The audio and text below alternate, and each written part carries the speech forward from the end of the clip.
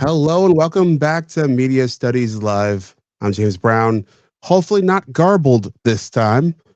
I'm here with my regular sparring buddy, Savvy Reyes Kulkarni, feedbackdef.substack.com.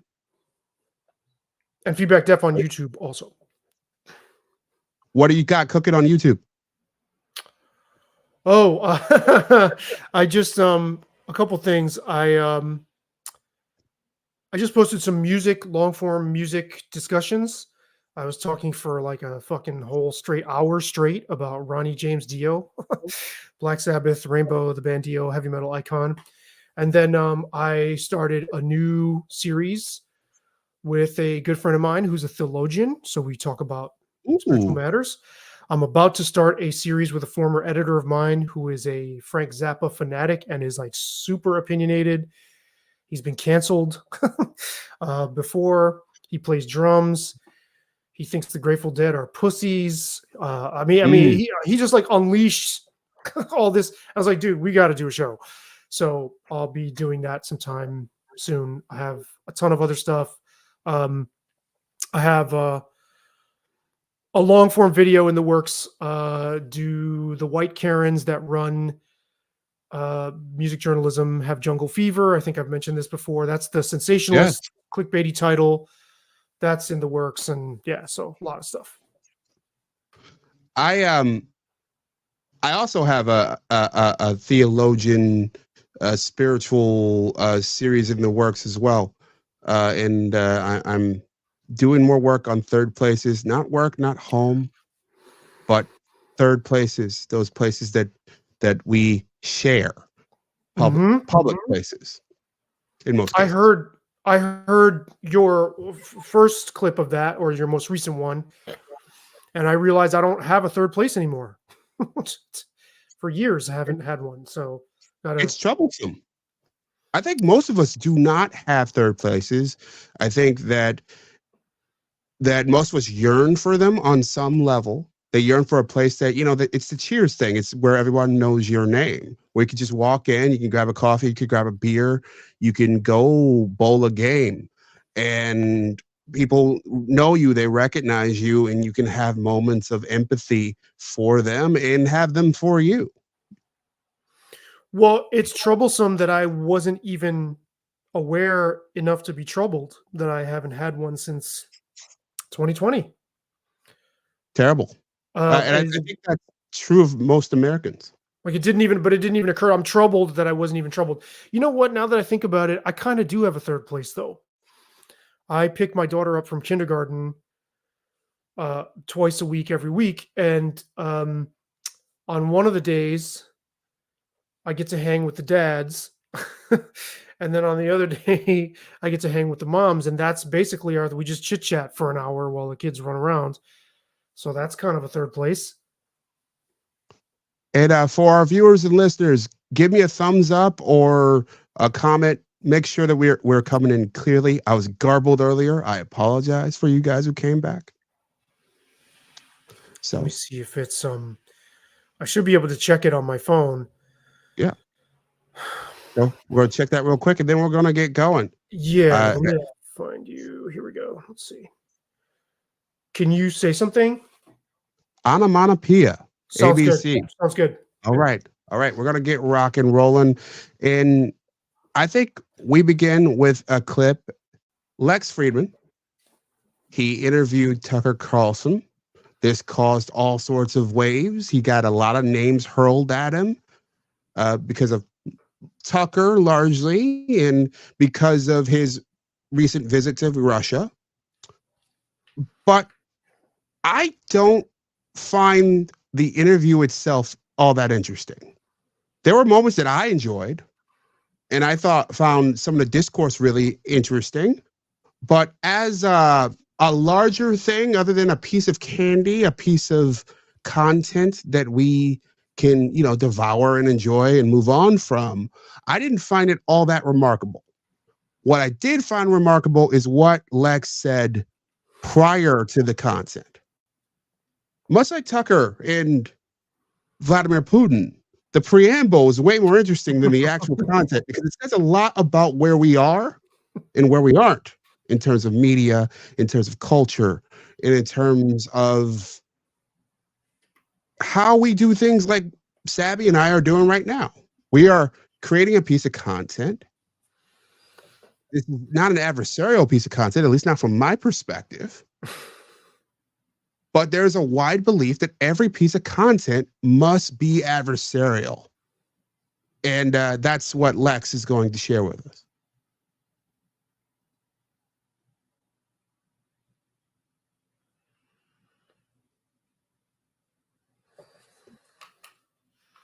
In a moment.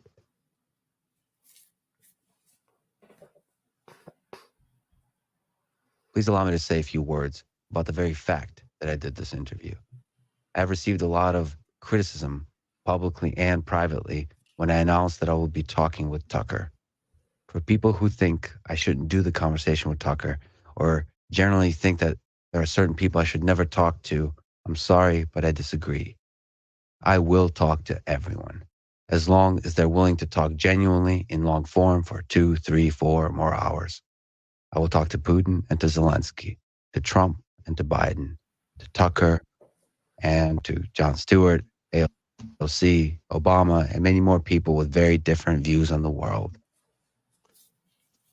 And I think that point, especially that last piece he did, he mentioned there about being able to talk to, both Jon Stewart and Tucker Carlson. Those two are rivals. They've been rivals for 2 decades, traveling this parallel role in society over the last 2 decades, both heightened roles in society over the last 2 decades in one degree or another. It seems like when one is up, the other's down. It's very interesting, those two career tracks and the two ways that they've intersected over time. The willingness to talk to people who you disagree with, who have fundamentally different opinions than you, is increasingly rare in this day and age. It's why I enjoy the Lex Fridman podcast. It's why I think that in many ways he's a throwback. It takes a non-trained journalist to bring back, whether it's the Larry King School or the Charlie Rose School or the Tavis Smiley. You could go back to Edward R. Murrow. It's not that he would not prod. It would not that these characters would not push or prod. They would. But they seek first to understand and hear out the people that they talk to first. Sabby, any thoughts? Definitely. Yeah, right there with you. By the way, your beard, you are looking like a host, like the classic hosts. I love it. Mine looks awful and I got to go. I wasn't planning on being on with you today. But looking good, looking very hostesterial or whatever, the magisterial host. Definitely.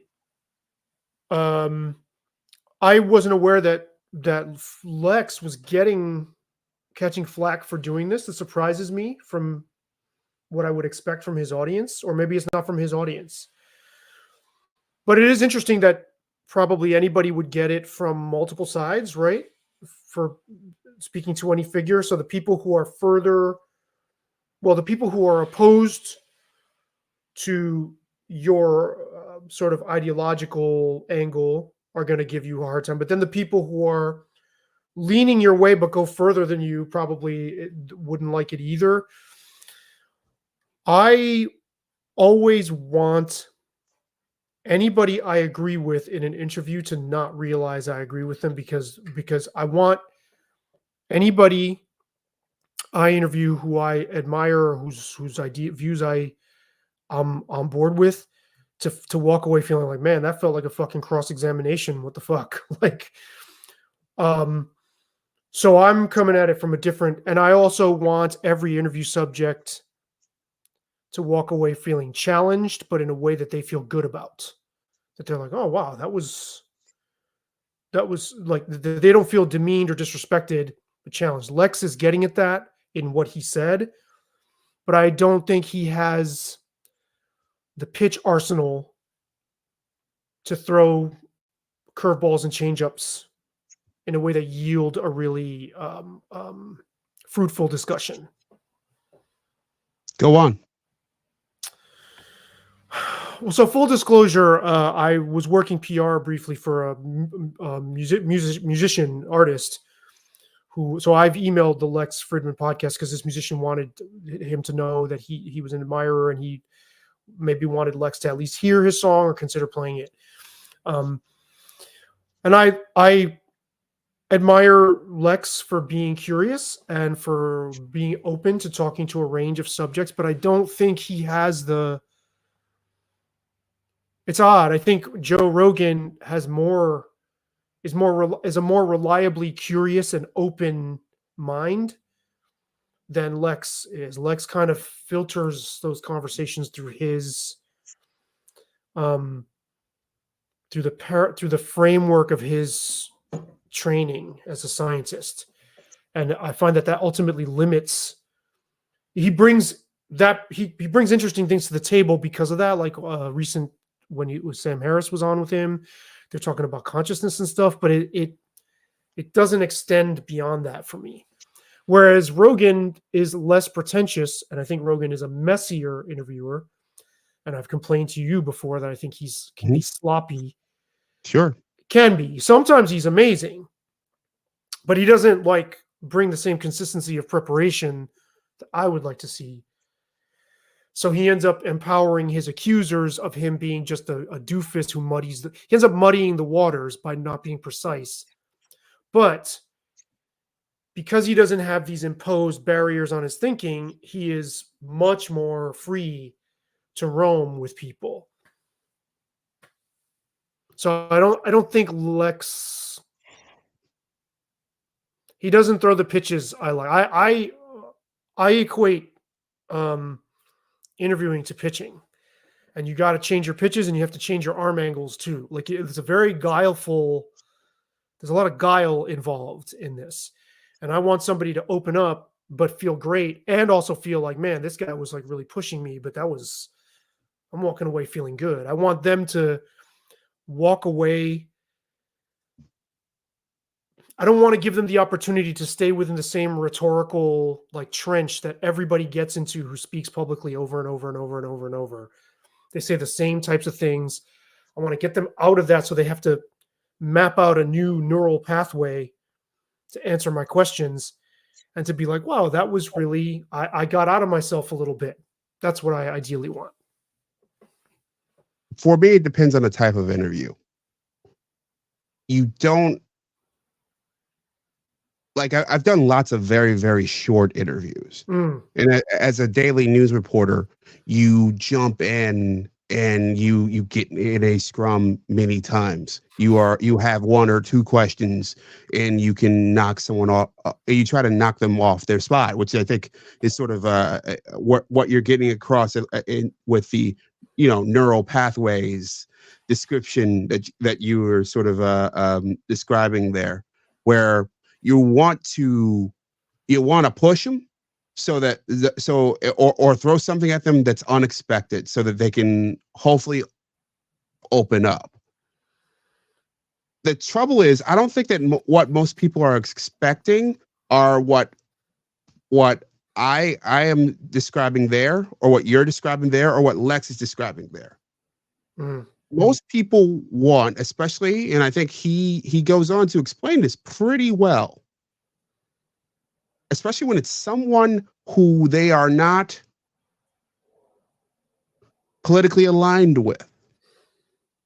They want you to operate as an attack dog. And I think that's a pitch that I had, and I have.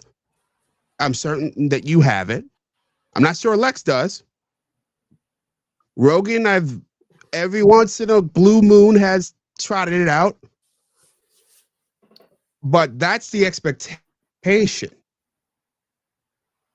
from some, that we attack first and don't care about understanding, because we already understand. There's this faith that whatever your dogma is, whatever your ingrained belief about a person is the truth. It is unquestioned in that we should simply just get in a trench warfare type interaction with a person. And that's what I found remarkable about his statement here is he's like, hey, I don't care. Like I want to understand. I don't care about your need, your bloodlust for trench warfare in the culture war. I want to understand who I'm speaking to. I want to know why they're doing the things they're doing.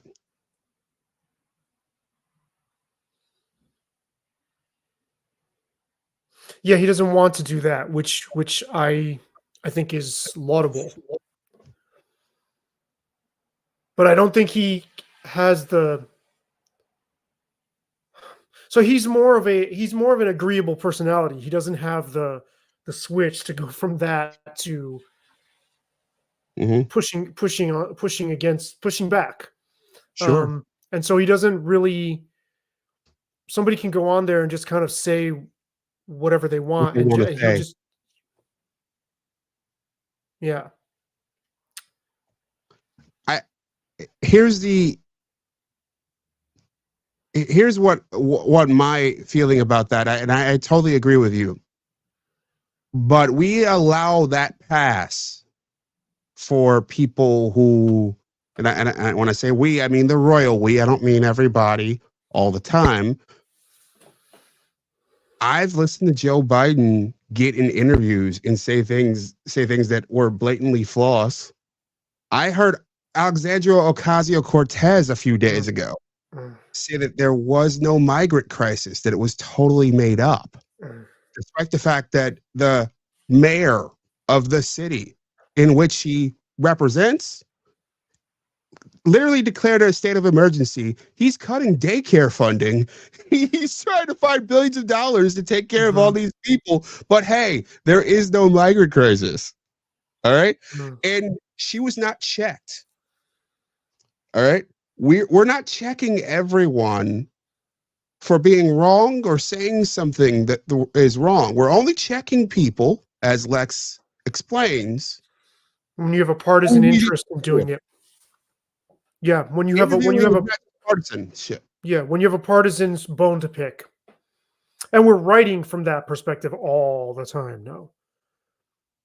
And in some ways, Substack has been a good thing, but in this regard, it just allows people to do that more, which is they were escaping from a mainstream journalism environment where that was way too commonplace. It was so pervasive.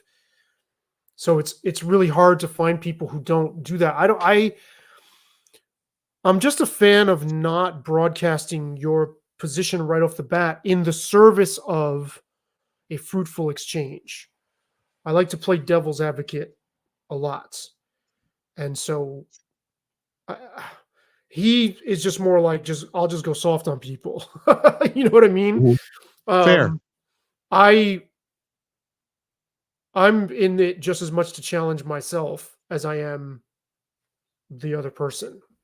And I don't see, people, the appetite for that is just nil. It seems at this point. Want to play a bit more of Lex, and before we move on, go ahead.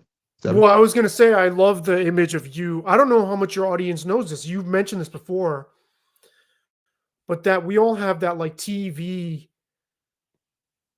image of like a bunch of reporters in the scrum in a press conference, and you've actually done that. Yeah. I've only had one experience like that, but I love the image of you. I've seen you, I think, in like a button-down shirt doing that before, like standing behind with like a pad. So I don't remember where I saw it. Sure. But that's just so cool because that's just not something you see every day. And for JB's audience, there he is. Like that was his beat for a while. Yeah, it's an interesting perspective to see the world, because you get it changes how you see media. It changes how you see politicians, and you get a sense of stagecraft, and a sense of how the Potemkin village that shapes what we see in media, you get to see a little bit beyond it. And for those of you who don't know the term Potemkin village, it is a sort of a fake world that is created to visualize the message that we want to get across in this case. Can I ask you a question about that, though? In Yeah, the context of what you're saying now? Yeah. There is an expectation, though, at those people are empowered to push harder. Like sometimes Yeah. the tone is antagonistic Yeah, absolutely. in those. So that's Sure. an interesting contrast. Mm-hmm. But the thing is, the politicians, because you were on the political beat doing this, they're so skilled at like Mm-hmm. fucking just greasing by, being slippery with those questions that it doesn't even catch them a lot of the time, right? Even when people go for the throat. It depends on the politician. Okay. And I think also you're correct. The skill in the preparation, because I worked on the preparation side as well. So when you are a politician, oh, by the way, shout out to Jacksonville Kid. I did not write It's a Man's World. It's not the same guy who showed us his dick last time, was it? No. And shout out to David Diggin also for in the comments there. You, as a reporter, well, it depends on how prepared the politician is. And I've had moments where I was shocked, without naming the politician. There was a scandal that happened at a place. I think I know. To be incredibly vague. A scandal happens at place X. And and it's like, oh crap, there's a spate of news stories about this awful thing that goes down. And politician Y is in charge of place X. 3 weeks later, politician Y is at X to lay out that, hey, we're going to give more money to employees at X. And that politician had no sense that, hey, what about this thing that we were talking about here? Like, people can trick me on this shit. No sense that we would even bring the concept up. And here's the worst part. A lot of the folks that I was there with, and of course I asked the questions on that, they didn't ask about it. They just asked about the thing that was right in front of their faces. They didn't want to address it. They didn't think about it. And increasingly, what we're seeing with politicians, there's especially local and regional, that there's less of a press on that.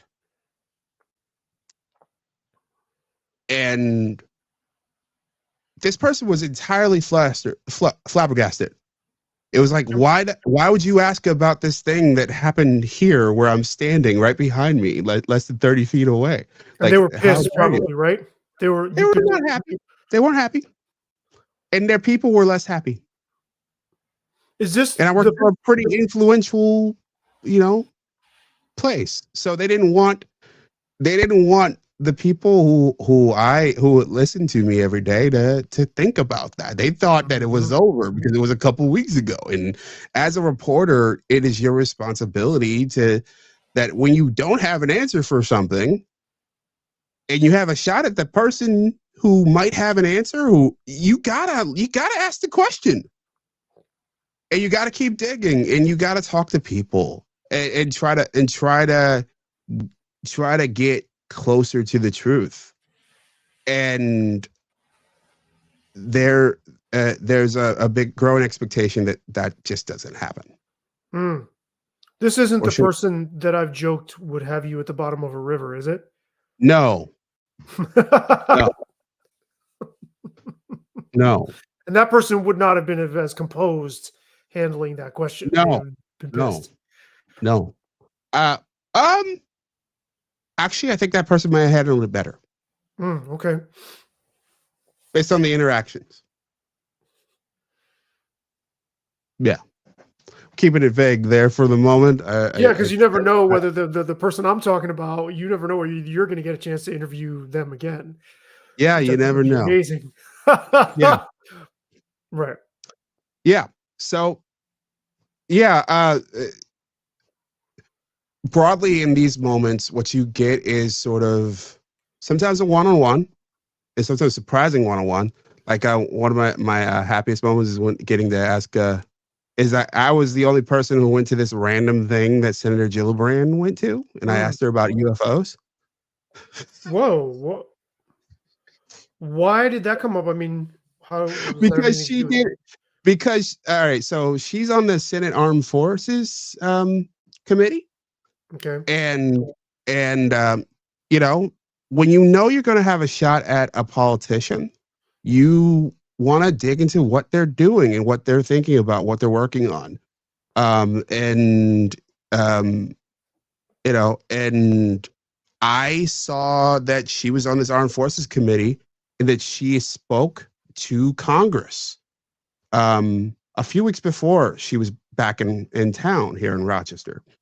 And I I saw that she had wanted a new body created to investigate UFOs because she was being approached by various members of the military who had encounters with UFOs and they couldn't explain them.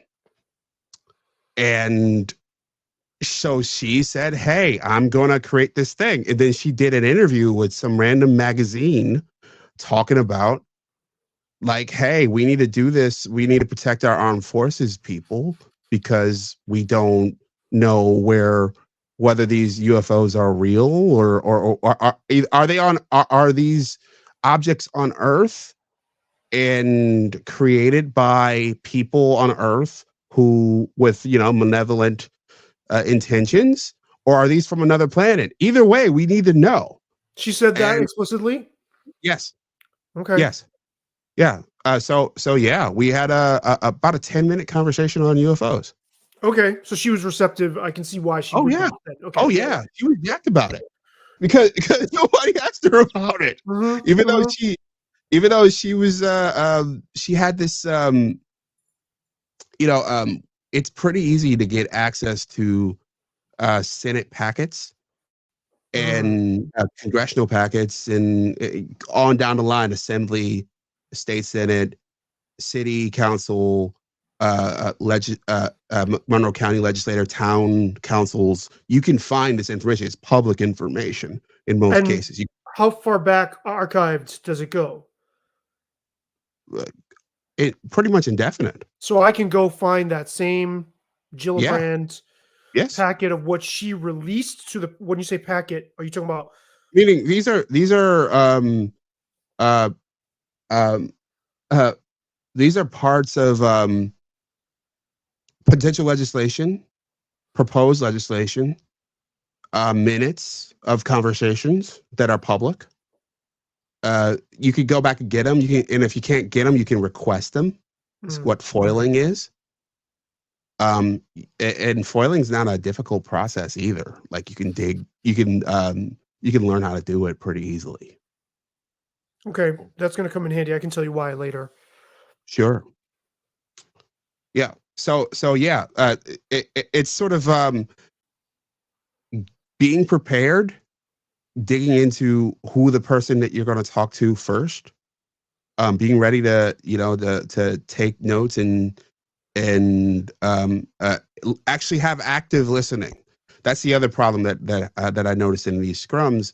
In a lot of cases, not everybody is listening. They come with their one or two questions prepared and want to scream them, but they're not prepared to like actually listen to the answer. Because sometimes in the answer, like, wait, what? Like, what do you mean by that? Like, you actually want to do X or Y or Z or whatever the thing is? And that's that's worrisome about that process. And that's you have to think, you have to be very quick on your feet. You have to be quicker than you do have to be in a long form interview. I've done quite a lot of those as well, but it's a different kind of environment. It's a higher pressure environment. Sure. And it's an environment that you can ride the coattails and do little if you really wanted to. Like if you really wanted to do nothing, you could just wait for other people. You can wait for other people to ask questions, and and you could just ride their questions if you really, really wanted to. But actually making the effort to be prepared, to be prepared to ask questions and be prepared to prod and probe for more information and more and dig. It's an increasingly rare quality. So the one experience I had ever of doing something like that was in the late 90s sometime. Magic Johnson came to U of R. I don't remember what the occasion was. And I thought I was about to start a zine then, which I never did. No surprise. But I went, and I don't know how I must have requested that I had a question, and I noticed everybody was taking so long with their questions. And believe it or not, I can be brief. And so watching everybody go, I don't remember what the first part of my question was, but I remember being like, da da da da. And in your opinion, is expansion good for sports? Are expansion teams good for sports? That was it. It was like, psh. Yeah. And I was so proud of just doing like a little burst and just putting it in, he gave a good answer. I think I have it recorded somewhere. Sure. So, yeah.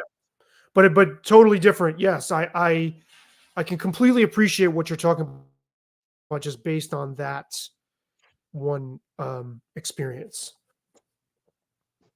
From Jacksonville Kid, the only United States president that was not affiliated with any party was George Washington. And his quote was, "If you divide the country, it will fall, as the behaviors of both parties shows." Definitely true. Yeah.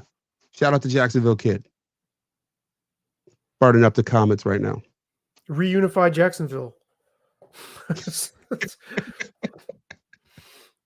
Duval, the nation of the Republic of the People's Republic of Duval. Yeah. So, Sabby, I'll give you the choice. You want to go deeper on Lex, or you want to move on? Well, you wanted to play something. I don't want to derail you wanted to, because I wanted to go in a bit to get longer on this. I think he made another very interesting point, and then we can move on. Yeah, I'll just get comfortable. Listen to our guy Lex. I want to understand people and ideas. That's what long form conversations are supposed to be all about. Now, for people who criticize me for not asking tough questions, I hear you. But again, I disagree. I do often ask tough questions, but I try to do it in a way that doesn't shut down the other person, putting them into a defensive state where they give only shallow talking points. Instead, I'm looking always for the expression of genuinely held ideas and the deep roots of those ideas. When done well, this gives us a chance to really hear out the guest and to begin to understand what and how they think. That was a point that I made earlier. He's simply reiterating. I don't think this is an expectation today to actually hear the people that we speak to. We don't treat them as if they're humans. I think it's the Joseph Campbell line. It's treating people as if they're an it instead of a thou. Which we're all guilty of. Without a doubt. And Lex is right that when you're in the company of someone as a three-dimensional human being, you have an opportunity. You're immediately reminded of the fact that this is a person and you have an opportunity to relate to them. So I think that's very important. And he's right that you don't want someone to shut down. Where I would diverge from him is that there are a number of ways to ask tough questions without getting someone to shut down. And my favorite anecdote is from a book called The Craft of Interviewing, which everybody who does a podcast or wants to go to journalism Sure. Needs to read this book. It's from, I mean, it's like from the 70s, maybe. It's really old, but it's still current. And my favorite story from that, and I hope I'm getting all the details right. Barbara Walters was scheduled to had booked an interview with Richard Nixon, and his daughter had been, I think, arrested for drunk driving or something with alcohol, maybe put in rehab or something. And so, of course, his team was like, you're not touching that at all. And of course, she wants to fucking know about it. So her first question is, what are some of the challenges facing the American family today? That fucking story has stuck with me ever since reading that. And that's just beautiful. Beautiful. Beautiful. Again, I might have some of the exact, I think the book is like 10 feet away from me right now. Yeah. But I might have some of the exact details wrong, but it's something very close to that. And what an inspiration it was reading that. Oh, cool. You've got it handy too. Nice. Yes. Can you hold it so everybody can see the author too? Like, order this book. Yeah, that book is awesome. I have the exact same. It's got the same cover and everything. The Craft of Interviewing by John Brady. It seems to say almost everything to be said about talking to others for publication. And this isn't just for journalism review. For aspiring journalists. If you want to know about your family, if you want to do research and you're like writing fiction, even I think lawyers would benefit from reading. Any kind of researcher, I think, where you have to engage with people. It's great. And it's from the era where people would write notes by hand. You know, I mean, it's like tape recorders were new, I think, when that book was written. So great anecdotes. Another really great anecdote. I forgot who it was. Shit, I wish I had looked at the book right before talking. Somebody they had scheduled him for an interview with a head of state. And he was told he would have 15 minutes. So the 15 minutes go by and the guy the king or whatever, president or whatever, wants to keep talking. And the reporter doesn't have any more questions prepared. And he's like, I kicked myself from that moment on. Never again did I not show up with more questions than I needed. Always. Just in case. Always. You want to be over-prepared, not under-prepared. Right. And that book is filled with blunders like that from people you and I admire. It's like great to hear about their fuck ups, you know? Agreed. I think that. Sorry. Go ahead. No. Yeah. I just a quick anecdote from my example is whenever I do a long form interview with somebody, I'll give you one example. Like I talked to from last fall, I spent a couple hours with the president of the National Funeral Museum. It's one of my favorite interviews I've ever had. And I wrote about 6 pages of questions for this woman. We got through about a half page because her story was just fascinating.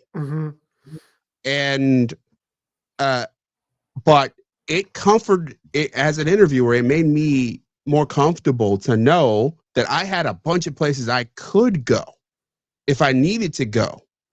And I could, corral as I understood her story. I corral her as we laid out this sort of labyrinth of her career. Yeah, cool. It's there's so many. It really is an art. I love that the book is called The Craft. It's a real like working on the craft is super important. I think we should send Lex the book courtesy of Media Studies with James Brown. Yeah, that'd be awesome. There's a lot of people who could benefit from that. Yeah, I'd agree. Shout out to DeWont ND for the comment. Where is this man going? I don't know what that means, but all right, man. And which one of us is he talking about? Yeah. But before we move on to the next next topic. I want to ask you the question of the hour, which is, how do you define a tough interview question?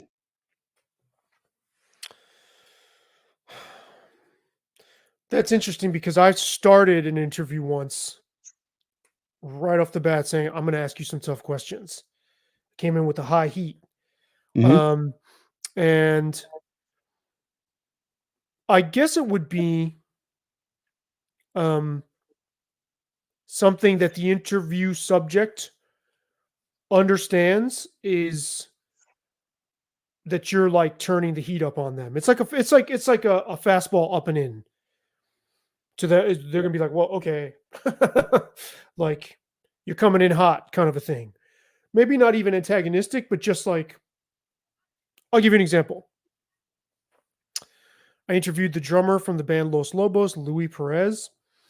I love his drumming. I love that band. I think they're one of America's classic all-time bands. That's just me. Another member of the band, his wife had recently been murdered.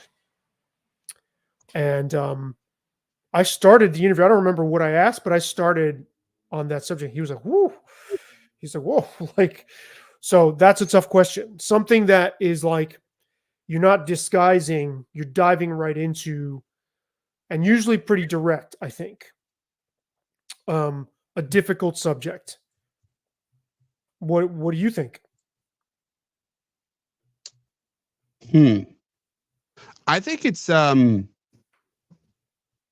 it could be sometimes really simple, and sometimes it could be sometimes it can especially in talking to a politician or someone who is extremely prepared for it, because I've done that as well. When you spend a bunch of time explaining, hey, this is who this person is, this is who you're talking to. These are all the things that they're likely to bring up. Like, you spend all this stuff, and hopefully, they spend time, going through that information and being prepared. And sometimes it could be as simple as, 2 thoughts ago, can you explain explain this? Like, why do you, a why can be a ball buster. Mm-hmm. To why, how? Why and how, certainly, what they're usually prepared for. Why and how, actually explaining the rationale for something. Can you give us some examples? There's another one. Those generally, you get looks. How do you see this working? Yes. How do Or you even see? or even one that I've also gotten flummoxed. Some, hey, this thing is happening on your watch. I understand that that's the position of you, but what are your feelings? Like, do you feel, how would you feel if this happened to your house? For one interview that I did, I believe it was I was asking a former mayor about a car running into somebody's house. It's like, how would you feel if a car ran into your house? I mean, you're trying to regulate. There's this whole thing about regulating speed in the area, and I asked her, look, how would you feel about this? And she looked at me, and it was like, oh, so is that mayor? And it then went off for about 5 minutes about the state of traffic, like it something that gets, and that usually that they're not expecting, something that gets them to go down an avenue that they're not really, and it's not necessarily an avenue that they can't handle. It's that they're not readily prepared to handle. If you get my drift. Because these people take preparation seriously. They think that they can handle you. and that was one of the things that got it. Also, another interview with another public official. We're talking about a very big project. Well, wait, the mayor didn't say motherfucker. I live within a gated community. What are you asking me this for? No. But we were talking about a very big project, and I said, "Well, you want to do this big project? You want to do yeah, great. You think this will have all these positive effects? Like, are you telling me I mean, taxes? Aren't you doing this to aren't you trying to gentrify essentially this area to increase the tax base for isn't that essentially what doing this really big thing That's is about? what I call a tough question. That's what I call a no bullshit, tough, putting you up against the ropes question. What was the response to that? Denial. Total denial. I mean, how surprised do you think they were, or even affronted that you even invoked that term? Part of the denial was this is not about gentrification. It was almost a how dare you bring up this idea that I would do this to essentially my people. And this is about taking advantage of a moment in time where we have blah, blah, blah. We had the opportunity to do something magnificent. JB getting them on the ropes. Right. So here's... And then I followed up with so there's no tax benefit to this at all? There's none of this? This is not about okay, when you build a bunch of new stuff, yes, there's usually tax deals done. But tell me there's no why I mean essentially we don't build things for altruistic reasons. You tell me there is no additional reasons for government to invest.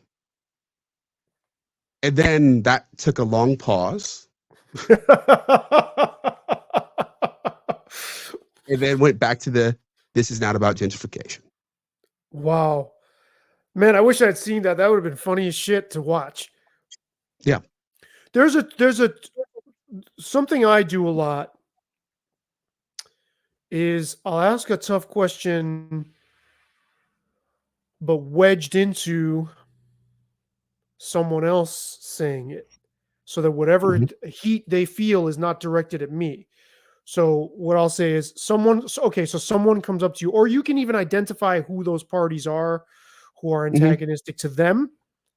You know, somebody from the Democratic Party or whatever comes up to you and says, blah, blah, blah, blah, blah. What's your response to that? What do you say to them? And it completely, most of the time, I feel like it works. It's like they get upset, but at that target, not at you. Yeah, I think it's part of it's just human nature. You're in front of a bunch of people usually, or in a multi-person firing squad kind of interview circumstance. You're on the spot. You're a little bit more tense. So if you are distracted even just a little, the fire that you might fire back at him won't be as precise. You're talking about you are on this as the questioner, as the... No. Oh, you're talking about them, the subject. Them. Yes. No matter how prepared they are on the spot. It is taxing. Sure. And it's not an easy thing to do. Well, and the other thing you and I, I'm sure, have both encountered this a lot, is people who are really, on the other hand, from what you're saying, who are really good at always steering it back to whatever the fuck they wanted to say. Yeah. No matter what you ask them, sure, they can build a bridge and just just be PR for themselves. Sure. basically. And yeah, that takes, you have to like sometimes get your garden shears out and cut through that. Sure. I'd like to make our pivot point here. I think it's a very, and I think this kind of dovetails with my friends Pat McAfee and your boys at All the Smoke, in that it's kind of, Pat McAfee did the opposite of that in this conversation. I don't know how much of this conversation you saw. None. I'd like to show a bit of this to you. James says they're my boys because James is above most sports media. Uh, he's into studying it, but he's just like, I don't, that daytime soaps for men stuff doesn't do it for me. Yeah, and I think daytime soaps for men, I couldn't have said it better. I think I may have said that at some point. I think I can't remember which one of us said it. We don't have to even speak.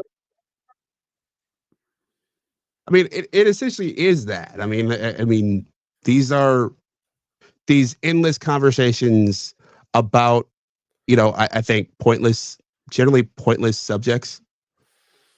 And always referencing the other people who reference those same things endlessly. Sure. It's like when you point two mirrors together and it never ends. Without a doubt. It's Yeah. like that's what we're in now. Holy shit. Because like for every clip like this, there's like, so many other shows will talk about it and other podcasters. Yeah, it's one of the reasons why I hate doing this, but I thought this was so juicy, especially from a media studies perspective. I had to go here. This is Pat McAfee. He's on the left hand. He's the white guy on the left hand side of the screen, with Matt Barnes, who's center, and Steven Jackson, who is on the right. That we're on the All the Smoke podcast.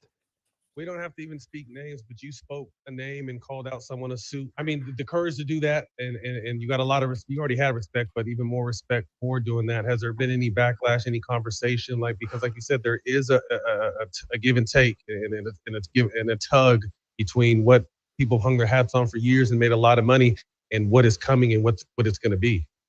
Okay, before we go, is that a tough question? No, it sets him up. It's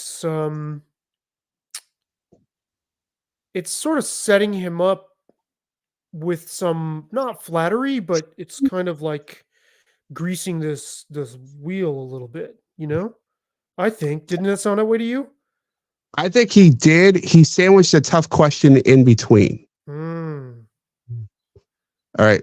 Pat McAfee is in business big time with ESPN. Pat McAfee has been at war with one of his bosses at ESPN.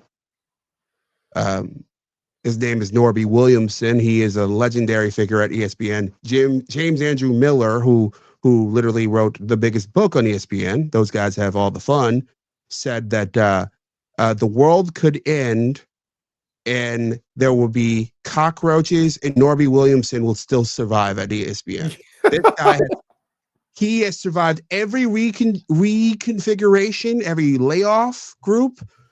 He survived, survivor. He has now rose to being the third or fourth most powerful person in the company. And Pat McAfee comes in and he called him out by name because Norby Williamson, about 2 months ago, leaked some information, according to McAfee, to the media about how his show is doing. It was very incomplete information, but that's what McAfee claims. So let's take his response here. I don't know if there was any conversations that happened behind, obviously. So, like I thought that was a warning shot to that guy. I didn't even think that was Direct hit. Yeah, because I'm the I'm the executive producer of my show. I report directly to Jimmy and Bob. So I'm not really viewing anybody as, like I saw everybody like Pat calls out his boss. I don't got a motherfucking boss. What are we, like, what are we, Jim Pitaro? Are we talking Jimmy Pitaro or Bob Iger? Like, is that who we're talking about? Because those are people that could technically be described as my boss. And like Burke Magnus as well. And I have a great relationship with him. But I think even Burke would say, like, yeah, like we have a good relate. Like we are talking like this as opposed to like this. And so that was just a warning shot to, I thought, a person that was, at the same, which is hilarious because he's the former president of the place. I guess a lot of people had a lot of fear of him. I did not. Like, Right. I do not have, that guy left me sitting in his office for 45 minutes, no-showed when I was supposed to have a meeting with him, right? When 5 years ago, 6 years ago, whatever. No-showed, yeah. Wow. Yeah, so. And you remember that. What's that? And you remember that. This thing's a fucking elephant brain, There buddy. you go.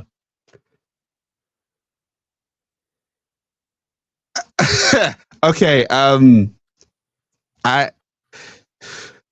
moment. I found it really interesting on a number of levels here. A, you're a guy. You go to the internet. At one point, Pat McAfee was begging to get hired by ESPN.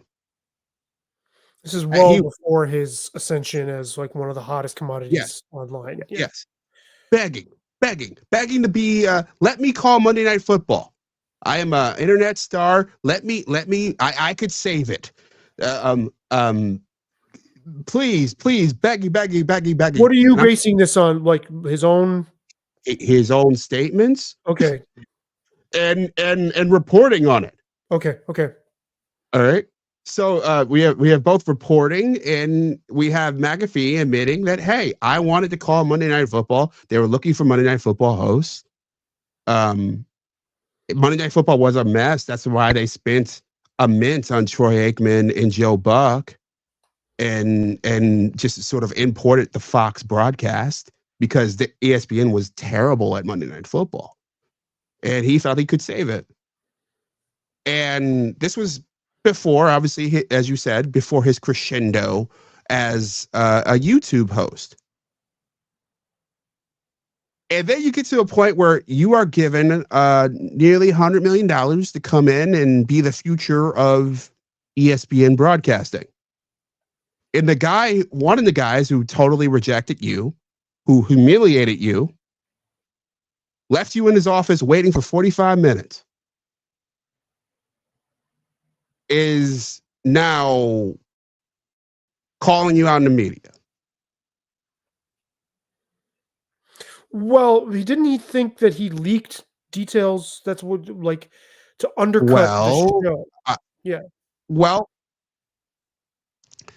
yes. Okay, so to explain a bit more of the McAfee situation, McAfee's show is both on YouTube. It's on YouTube podcasts, and it's simulcast on ESPN Prime. So it's #1 channel at 12 noon. So there were complaints that he was not reaching the same kind of audience that they expected for the amount of money that they invested in him. Mm-hmm. And that's the only kind of analysis that could come from probably a dozen people at ESPN would have the balls to put out that kind of information to certain media reporters. And I think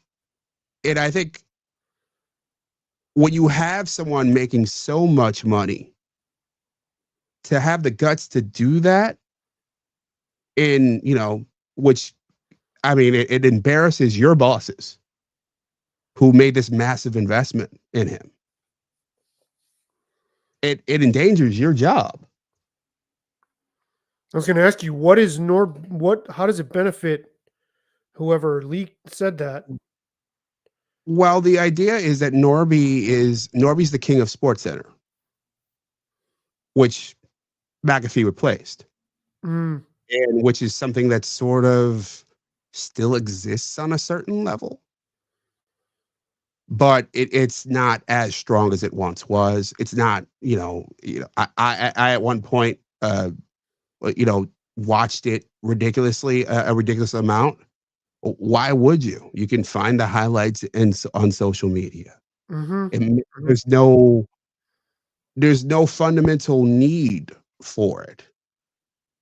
Therefore, but it still has a ton of real estate on ESPN because you have this giant network that's on 24 hours a day, and you need to fill time. How does it 24 hours. do in comparison on their, like, as far as their audience, specifically over the air? How does it do in comparison to McAfee's show? And if, like, I mean, because I'm trying to fathom what Norby. We don't even know that Norby did this. Do we? I think it's pretty clear he did. Okay. So what is the end game? To try to get SportsCenter back in that slot, or to just? I think he looks at guys like McAfee, guys that have as much control as he does. Stephen A. Smith has control, but he doesn't. Like, he's got people inside the organization have elevated him. It's sort of, Stephen A. Smith doesn't have nearly the leverage that McAfee does, because McAfee could go on YouTube and be fine and quit today.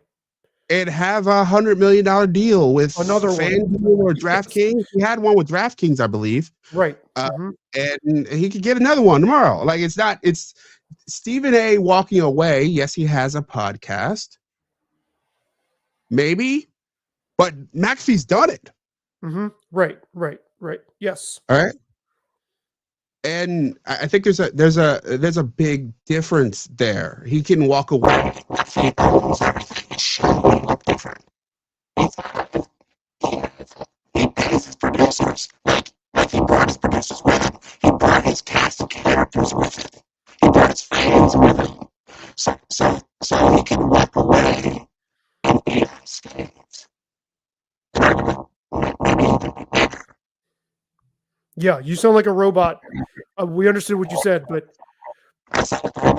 yeah, it sounds pretty. Let me play it for you. It sounds like the beginning of the Beastie Boys Intergalactic. I'm sounding like a robot again. Not so much now. No, it's a little bit. It's better. We'll get through it. It's okay. I think we'll. Okay, I'm sounding like a robot. Not a little bit. Now we can understand you more. Now you're halfway. It sounds pretty cool. Okay. Halfway. What did you just adjust? I didn't. I think I hit my mic. But which is kind of scary because this is an expensive mic. But I do have a warranty, so I can get. It's a long one too. So. Come on, get your shit together, Electro Boys. There goes that sponsorship. Yeah. Okay. But yeah, so but to ask your question about SportsCenter ratings, I think SportsCenter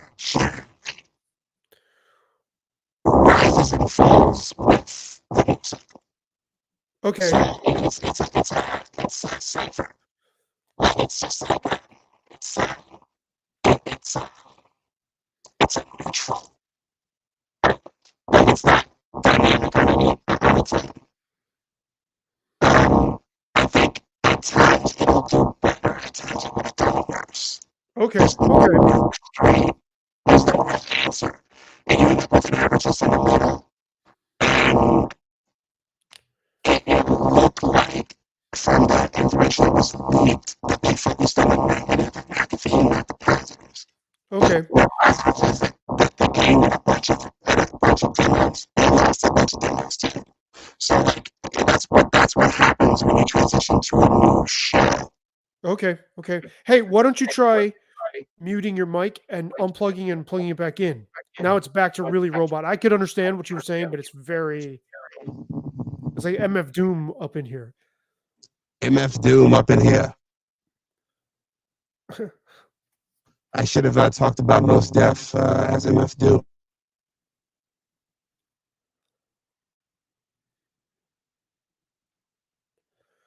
Do you have a different mic even, or a headset or something?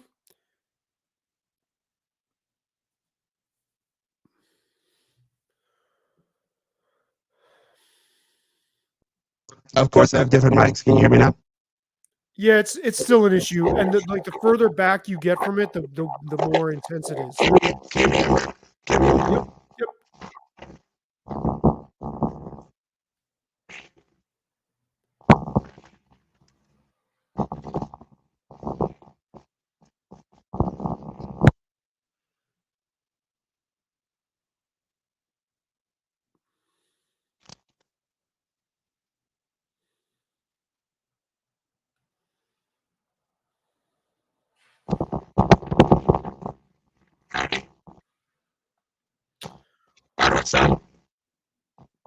Still really intensely. Okay, let me try. This sucks. And this is different than the way it sounded before. That was chopped up and sped up. This is like a the vocoder. Okay, so here's what I'm going to do. I have an idea. I wonder if it has something to do with I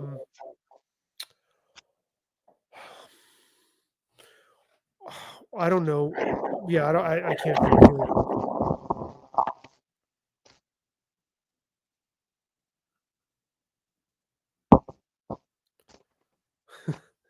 Thank you, Rob Walker. We're on the case.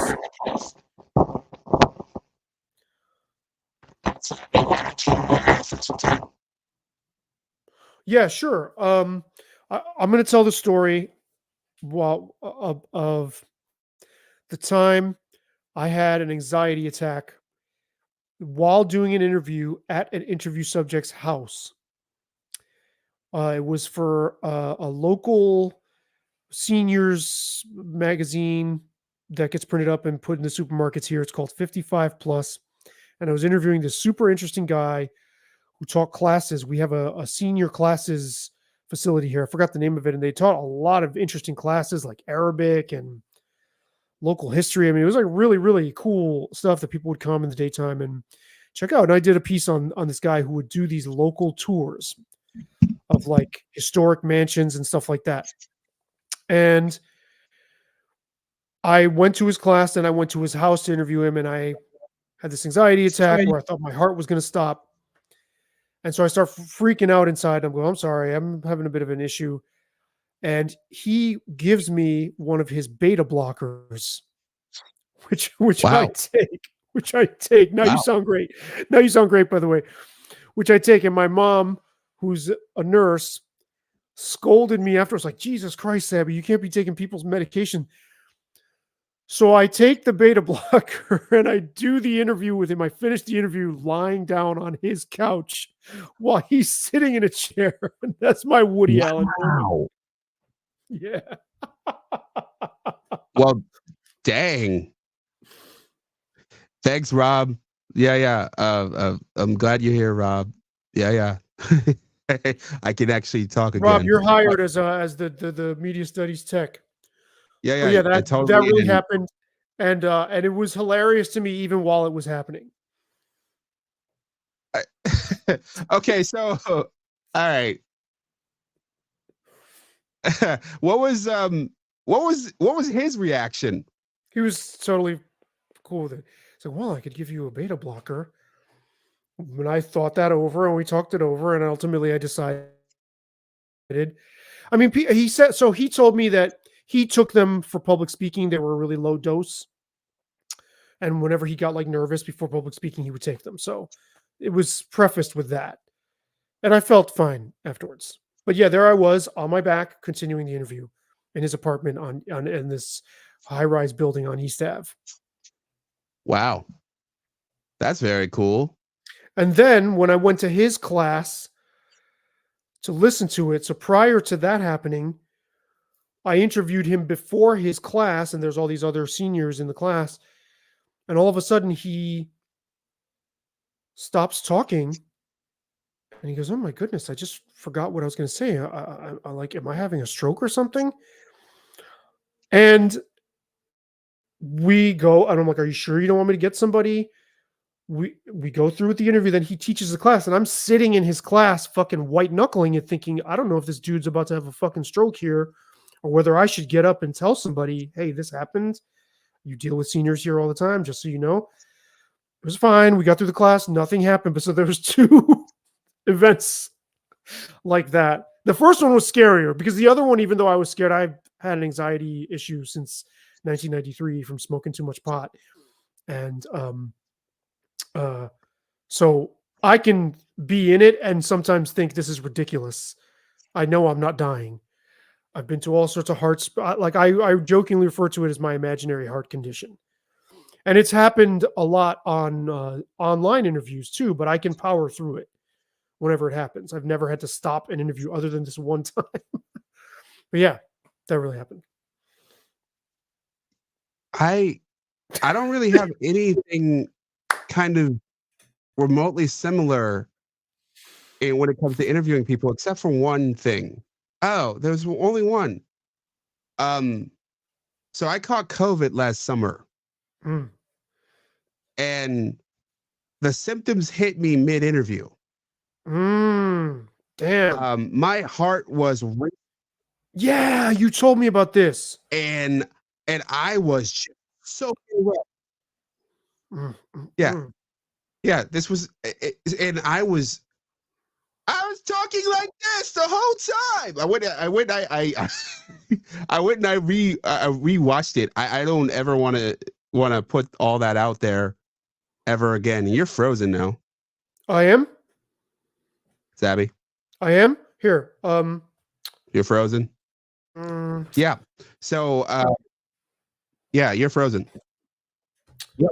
Hold on. Now I can hear you again. Okay, but is the picture still frozen?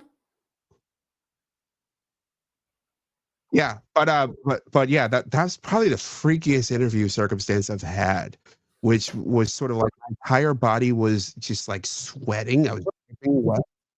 Your picture's still frozen. So want me to pull you out and Yeah, and pull me back in. You want to go back, come back in? Yep.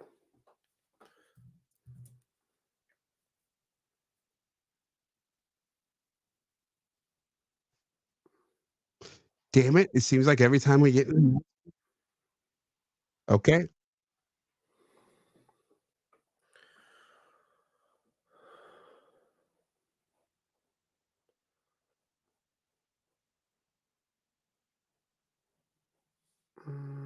Might be my.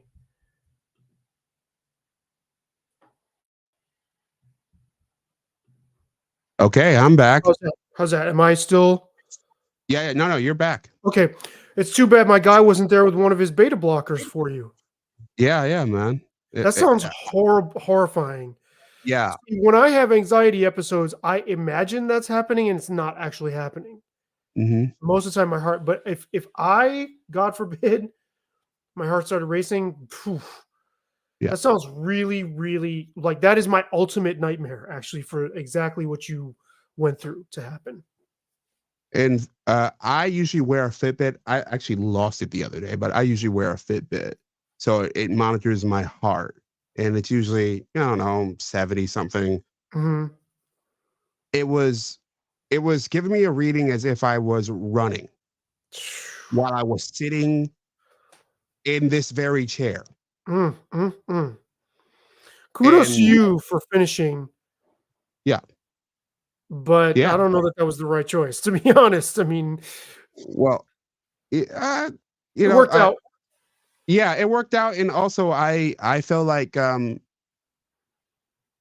it's a work ethic thing. Like I want to grind through what I'm working on, whatever I'm working on. I admire it for sure. No, I totally get that. It's a good thing that sounds, you got to wonder how many people these kinds of things have happened to since COVID and since the side, to whatever degree the side effects of the jab itself with the spike protein, getting into people's other systems in the body. It's just, wow. Yeah, it is a question that I have. I did get the jab. I got 2 treatments, the part 1, part 2. I wonder what the effects of COVID would have been on me without that. Would it have been exactly the same? There was a big long distance in between because I didn't catch it for what? This was 2023, and I in summer 2023, it hit in early 2022, 2020. So Or for even about before, or even slightly before. Some people, I have a friend yeah, who thinks he got actually sick before that. Yeah. yeah. Oh, by the way, that was one of my favorite moments in recent internet history. Fannie Willis. I'm not familiar. Fannie Willis is the DA down in Atlanta who was charged with getting Trump up on for the election, that infamous call. Yeah, right. She hired her boyfriend to be the lead attorney on the case Mm-hmm. without telling anybody that it was her boyfriend. Her Yeah, I boyfriend, saw this. I'm just explaining for the crowd here, for anyone listening, that this boyfriend was being paid much more than any average attorney in the DA's office, and her dad testified, Mm. and she said, and he was like, I knew what COVID was, and I think it was 2018. Like in the middle of the trial, he just goes there. Well, I knew about COVID. It's like, what? You know about COVID? I knew what COVID was in 2018. And and that I have friends in Africa, and this was part of the testimony. It just cracked me up. Man. Wow. Truth is stranger than fiction to the nth degree. Now we're constantly seeing examples of that. This is the woman who sort of melted down and made it like a racial thing when she was asked about it. Is that, yeah. Okay. Without a doubt. Yeah. And everybody, thanks for coming back here. I know I had the technical difficulties. Shall we continue a little bit? Yes, because I'm curious what you're. Okay, here's a bit more the McAfee perspective.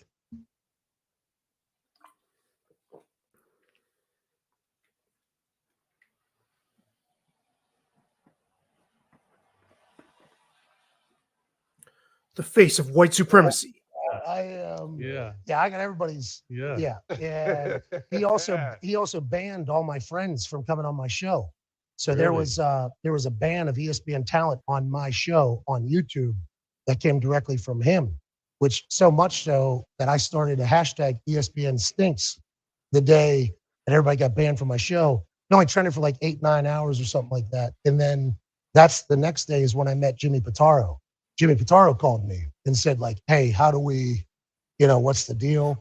And I told him about, you guys are banning my friends from coming on my show. Matt Hasselbeck worked at ESPN, Jeff Passan worked at ESPN, Dan Orlovsky worked at ESPN. All these people that I've known since before they got into ESPN, like they're not even allowed to come on my podcast or whatever, or my YouTube show. You guys banned it. So like that guy was not a fan of me or our operation for a long time. So then whenever ESPN signs us and he runs SportsCenter and our show is now in place of SportsCenter at noon, I'm a fan of SportsCenter. We all watch SportsCenter. I grew up on but there became like a war almost from behind scenes from like SportsCenter people and like people that have been in ESPN a long time against us coming in and taking their jobs and all this other shit. And I didn't see it like that. We were like pumped that we made it to the big leagues. Like, hey, I'm pumped we're on a worldwide league. Like that's how I viewed it. And this is what I'm talking about playing a checkers player. Like get the ESPN deal done. I'm like, this is awesome. Like we joined the ESPN team. So lucky to be here. We get access. And then immediately it's like, this guy sucks. This guy's ruining ESPN. And it's not coming from people outside ESPN. It was coming from people within ESPN. And I did not expect that at all. So I immediately like, okay, I'm in war. Like if that's what we're doing, we're in war. And then once you start learning about how shit's going behind the scenes, things that are being said to people, things that are being leaked, the timing in which they're being leaked. It's like, oh, they're trying to kill me. Like they're trying to make our show impossible to advertise with. They're trying to make sure people don't watch our show. So like, as I started learning that, I'm like, all right, well, that's not going to, I don't know how this has gone in the past with other people. It ain't going here. But yeah, this particular white trash kid from Pittsburgh, like, hey, Suits, this is not how this is going to go. So that was just a warning shot. That wasn't even like supposed to be, and then obviously it goes big. And I heard from, this is no lie, no less than like 40 people that have worked at ESPN or used to work at ESPN. And they were like, thank you for saying what you said. And I was like, well, if I really crafted a statement about that, I mean, I could have said something much better, but I also did not appreciate the thing I didn't think about. Once again, Checkers player, I did not expect the backlash afterwards.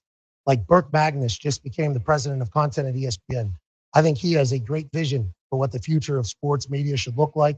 He was a big part of us joining ESPN.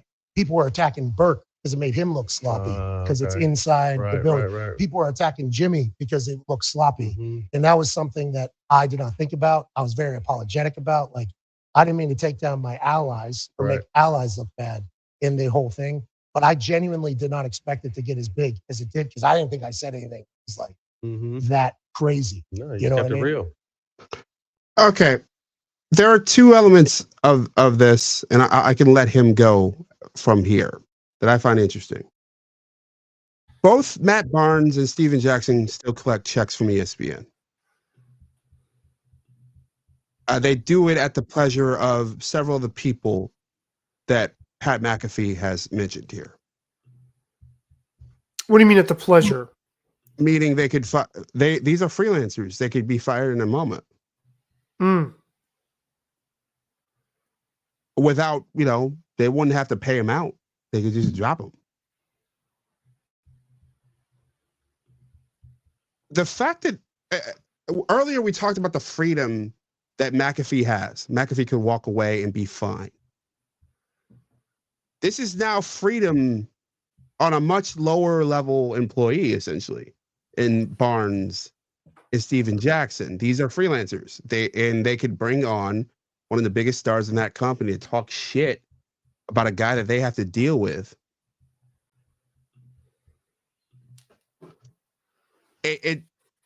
What this says to me is that we are in a different era than whence we came, where you could just openly say, really, fuck my boss. Like you were just speaking the truth about my boss, and you can trash him all you want.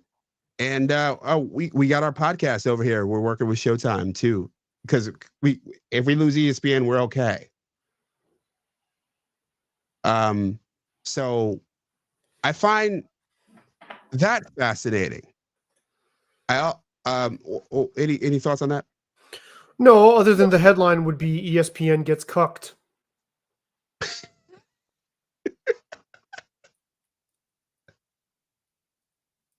And you saw what I sent you, right? Yeah. I'm gonna.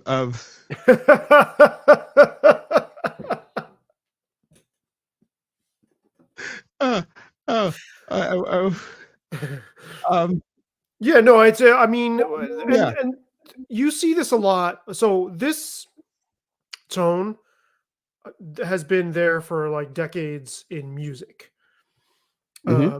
Although the circumstances are different, it's not an apples to apples comparison for where we are now with media, with podcasters vis-a-vis networks and artists, even where Prince was with Warner Brothers.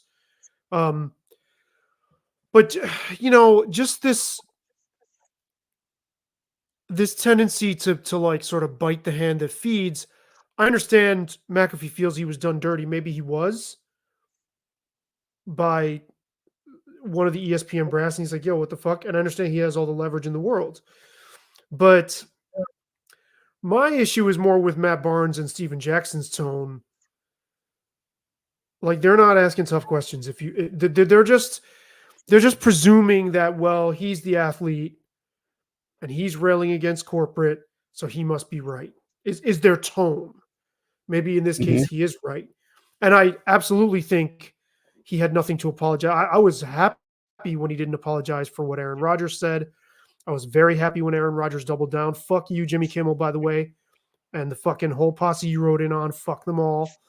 But so I thought that was a hill to die on. But then he kind of turned tail, and Aaron Rodgers was gone in like 2 days. So how much, like, I don't know, a lot of this bluster, like these guys are sitting there like they're Che Guevara and Fidel Castro representing the new regime, but they're in bed with Brezhnev or whoever was president at the time or prime minister at the time. They're totally like, they're not like on there as like out on a limb with this whole rebel shtick as they claim to be, or as they So this is posturing. Yes, I think so. What do you think? I'm just thinking off the I top of my head here. Well, I do think to a degree you're probably right. That this is posturing, that this isn't like we're not at the fully realized version of this yet. And maybe they're and maybe they're not, maybe it's not them, you know?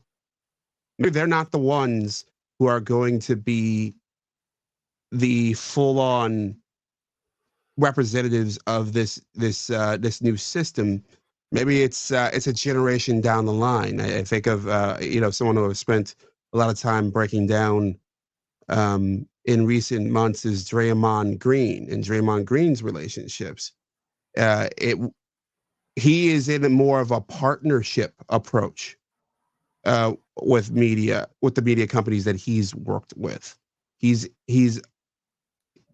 held a lot more control than most athletes, most people who worked in media, including myself, have ever held on to. Perhaps they are canaries in a coal mine, seems a little strong, but perhaps they are group one of many to come, where we look at media and media figures is more like we look at musicians, like you said, where it is you are able to freelance, you are able to, you can, even if it is, a fake rebel character that you are that you are playing, that you have more control of that persona, and that persona, and that could be the future of media, where we're coming. And I think this is where it connects with the Lex piece of the puzzle for me, in that he's choosing, as he shapes his online world as a totally independent content creator. He makes plenty of money. He has companies, and he works at MIT. He does not need this, but he has created this thing that he can operate independently in any way he sees fit. I see the Matt Barnes and Captain Jack there as people who want that, who don't have it. It's interesting because, well, for one, I don't think they were that pointed in what they said about Norby. If you really listen carefully, they were Still being tiptoeing. supportive and affirming, but not. They didn't go over the line with Pat McAfee. They expressed empathy for how he would feel. I don't think they were. It seemed to me they know where their bread is buttered. Maybe you got a different impression, but just from the way they tiptoed, like you said. Sure. And also when Matt Barnes was asked on Dan Le Batard's show about this whole fracas between Mike Epps and Shannon Sharp, which was eventually resolved, but this was before it was resolved, he made it a point to say he admires Shannon Sharp's podcast, Club Shay Shay, but said several things like, oh, well, we think there's room in this space for everybody. We don't go about things the same way. Like he was basically kind of throwing shade at it, which made me think that I don't know if they're jealous or what, but why? It's like, yeah, we totally admire the work they do over there, but we're in a different thing, and there's room for everybody, and we approach things differently. And it's like, that sounds like code for for we're not fans or something. You know, it struck me as kind of odd thing to do. Well, I think there's a entire 3 hours I could do in this question here, but I won't. I'll try to do this in short. I think there's a ton of jealousy for what Ben Sharp has pulled off in the last couple of months with Monique and with Cat Williams, and the fact that he has sort of morphed into, I don't know, podcast Oprah for the Black community. Is he one of the biggest podcasts in the world now? Even beyond McAfee? Hard to say podcasts. Certainly he's doing incredibly well on YouTube. Okay. Podcast is kind of hard to say. Or online presence? I think that's probably a stretch too. And but in terms of impact, he certainly made an impact. And it's but the question is, how long does this impact last? And I think of Andrew Schultz's phrase, the Rogan effect, right? You go on Rogan, that it's kind of the way that, like the old Tonight Show effect with Johnny Carson, or the old Oprah effect. You go on this show and you see a bounce that is across the board. And the only show these days that has that power is Joe Rogan. I don't think he's in that stratosphere. He does seem to have found his way into the step below, which is high praise. Sure. How close? I mean, your top end Rogan, you're talking, 13, 14, 15 million downloads and viewers. A hybrid of the two, because he's talking. It's been very interesting because Rogan has returned to YouTube, so we started to see his growth transparently in a way that we haven't seen it in the last 4 years. 4 or 5 years. Yeah, at least 3. Yeah, at least 3, and he is bigger now.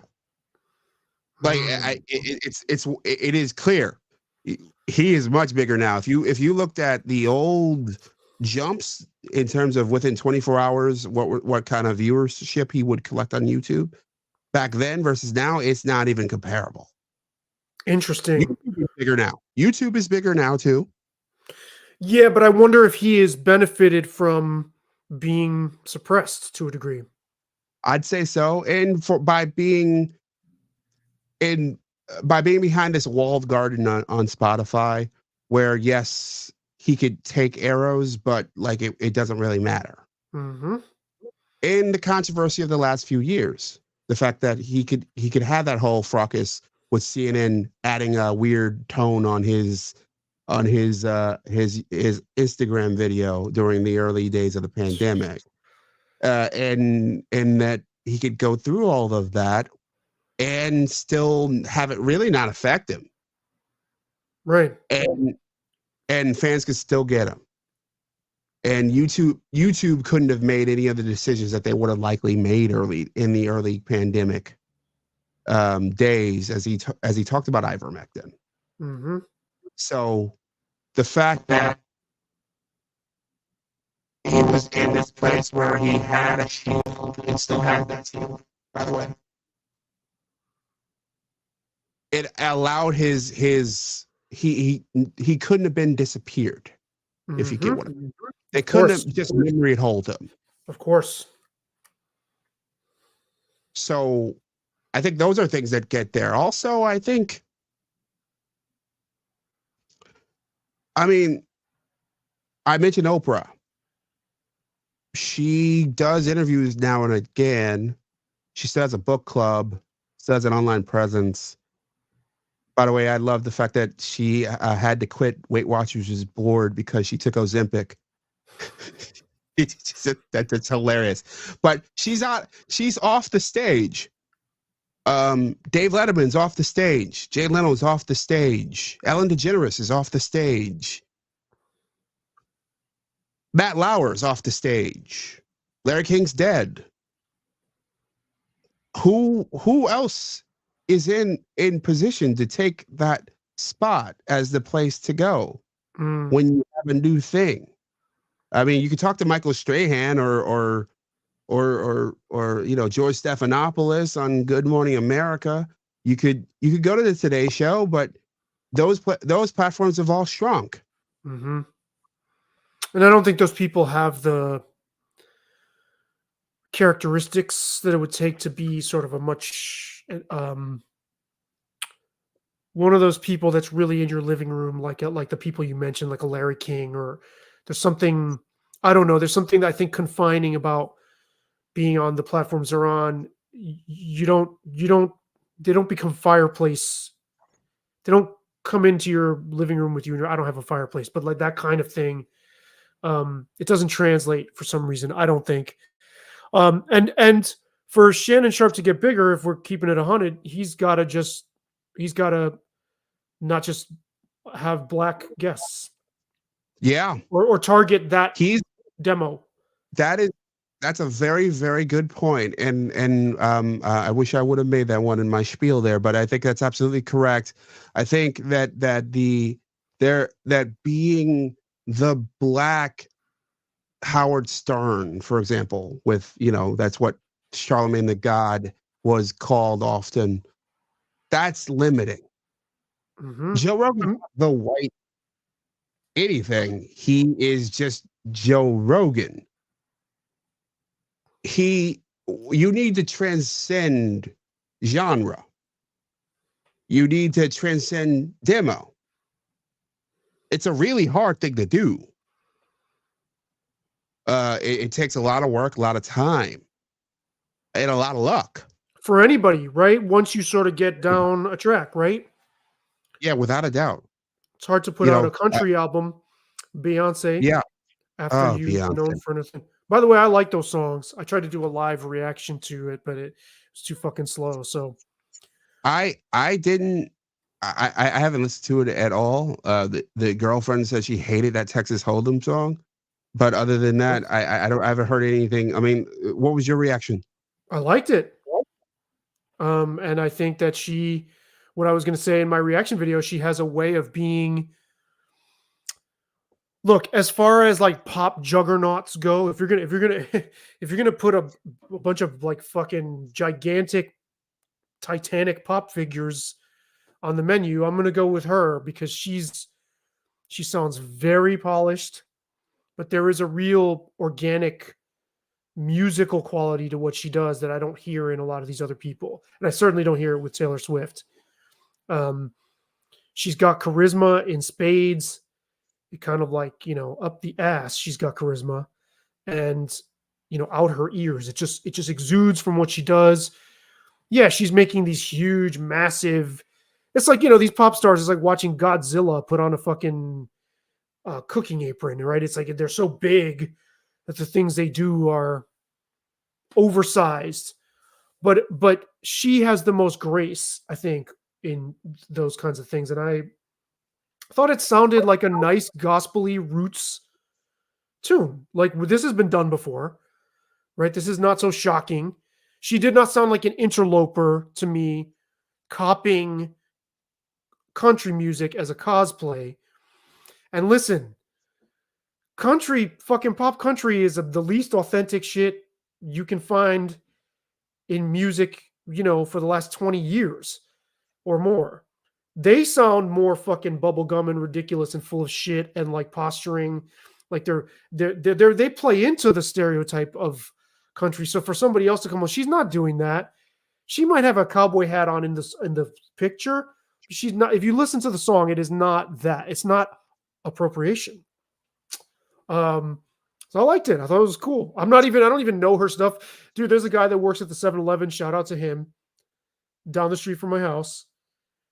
He often gets told that he looks like Andre 3000. He cries whenever a Beyonce song comes on. He was telling us at the online. He was telling us the other night, like we were in his line, a register line, that when the Super Bowl commercial came on with Beyonce, he started crying, and his mom was like, "What's up with you?" He's like, "I don't know, mom." And I think I made him mad because he loves he's really into Beyonce. He plays Destiny's Child in the store, and I love it. I'm always asking him what music he's playing. There's like a live Destiny's Child song was like, "Hit me 2 times, then hit me 27 times." I don't know if you know the song, but anyway, he had a cape on while he was. I'm not making fun of him. He's a character. I love talking to him, but I think I made him mad because I said, "Oh, so if it's between your mom and Beyonce," he was, "Oh, that's my mom." And I think I don't know if he was on some herbal stuff or what, but He probably was. he did not take kindly to that suggestion. But I was just like kind of, because I was like, "Oh, you love Beyonce so much," but he's like a super fan. I hardly know her stuff, but every time I've heard it, I'm like, she's not just pop bubblegum. There's a substance there to her. There's a real presence to her that I admire, and I'm hearing it on this tune. And people need to fucking chill the fuck out, as far as I'm concerned. Well, when I listen to it, I'll do a review. Please do. Maybe we should review it on the next time I'm on here. Because do a live react or something. Sure, let's do it. I was very impressed by what I heard, and I'm not grading her on a curve either. I just was like, oh wow, this is pretty cool. The thing I don't understand why Joe Rogan and Shannon Sharp's people don't get him on the Shannon Sharp on Joe Rogan's show, or vice versa. I'm sure they're trying. And Rogan. I don't think Rogan's people would try. It's kind of like Rogan doesn't need him; he needs Rogan. No, but it would be fucking dope if they got him on. I'm sure he would want him on. He's not just concerned with like exposure. I think he would think it's an interesting conversation. I wonder if Shannon Sharp has an ideological resistance to being on there. Maybe, but that's another layer that I had not gone. I'm glad you touched on that because I think that matters a lot. And I think that speaks to the modern version of the character that the characters we talked about earlier, whether it was Oprah or Larry King or David Letterman, back on to Johnny Carson, Ed Sullivan. There's so many of these figures that have filled our lives over the ages. And in this era, you need an ideological bent. Yeah, you need John fucking Oliver. It goes back to it goes back once again to Lex Fridman and his argument. It is difficult to distinguish yourself in this flooded media landscape without having some kind of perspective ideologically. Sure. And Rogan's, as he's described it, his fan base is where the meatheads and the potheads meet. Yeah, I think it's a little unfair because he's a lot less ideological than he is branded. Sure. Or that he's even branded himself. Yeah, it's really unfortunate. And it would be very unfortunate and I think foolish. Like I could see why Shannon Sharp wouldn't want to go on Tucker Carlson. But he should go on Rogan. And I think it would be a beautiful, like it'd be cool to watch. I think they'd be a really great conversation. I mean, I would expect or fuck it. If Shannon Sharp doesn't come, just have Joe Rogan invite Jason Whitlock. Well, I'd love to see that too. But I think I want to. The other half of that thought came through. I don't think there's much depth to Shannon Sharp as outside of celebrity gossip in sports. Well, it just clicked. I disagree, but it just clicked. You could be right. You could be right. Maybe I have high hopes. It just clicked. He suffers from this Lex Fridman same thing syndrome.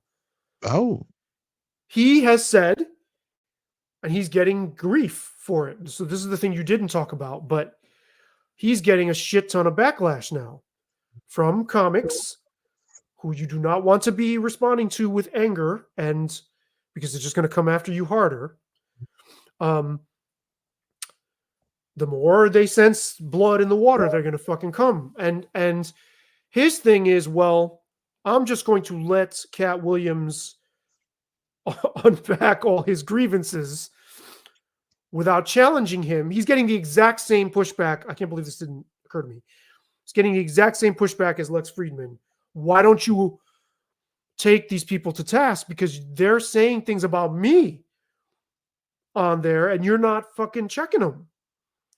And he's like, well, listen, you come onto my show and Marcellus Wiley has now been making regular appearances on Dreamers Pro. That's how you know Dreamers Pro is on the come up. And he's like, Marcellus Wiley's was like, I was afraid this was going to happen. And Marcellus Wiley's like, well, I understand. Because from someone else's point of view, you got people coming on slandering other people and he's not pushing back. He'll let, I think he said hello to Cat Williams. I didn't see this part, but I think he basically said hello and Cat Williams just fucking went off. Like didn't even have to ask a question, I think is how it started. So there's trouble brewing there. well, I think that begs a larger question. I still feel, but I'll stick with the larger question. We can Right. do. You don't think he could do? You don't think he could do anything outside of sports gossip? Is or that he'd be good at it? Gossip? Yeah. No. Mm. I don't think he's even got the Strahan level depth. Where Strahan could do a serious interview, and he could do something more, lighthearted. He did cooking segments regularly on Good Morning America. He did that whole, celebrity interview thing with Kelly Ripa on the live with Kelly and Michael at that point. And then, of course, he's got the sports angle where he on Fox Sports, where he is an integral part of both the studio team. And I think the thing that he is totally underrated at is his one-on-one interviews with athletes in the field. I think he is like miles beyond just about everybody else at Fox World. So I don't think Shannon's got that kind of depth at all. No, Strahan is more stately. You could send Michael Strahan to a political event or like some sort of fundraiser of something he's not even familiar with, but he's polished enough that he could hang, I think, and just say the right things. He's very, very polished. He's very mediagenic. He's trained in that world, right? They should join forces. I think they could kick ass together. But if you're Shannon, if you're Strahan, you don't need it. And vice versa. For the podcast world, you don't need Strahan, and for the TV world, you don't need Shannon. I think that Strahan, if he really wanted to, could drop a podcast tomorrow and be a top, sports podcaster. Oh, really? Okay. No doubt. Okay. Like yes. I don't. You know why? Sorry. Well, I think a lot of people underestimate how many people, the size of the audiences that have seen Strahan over a long period of time.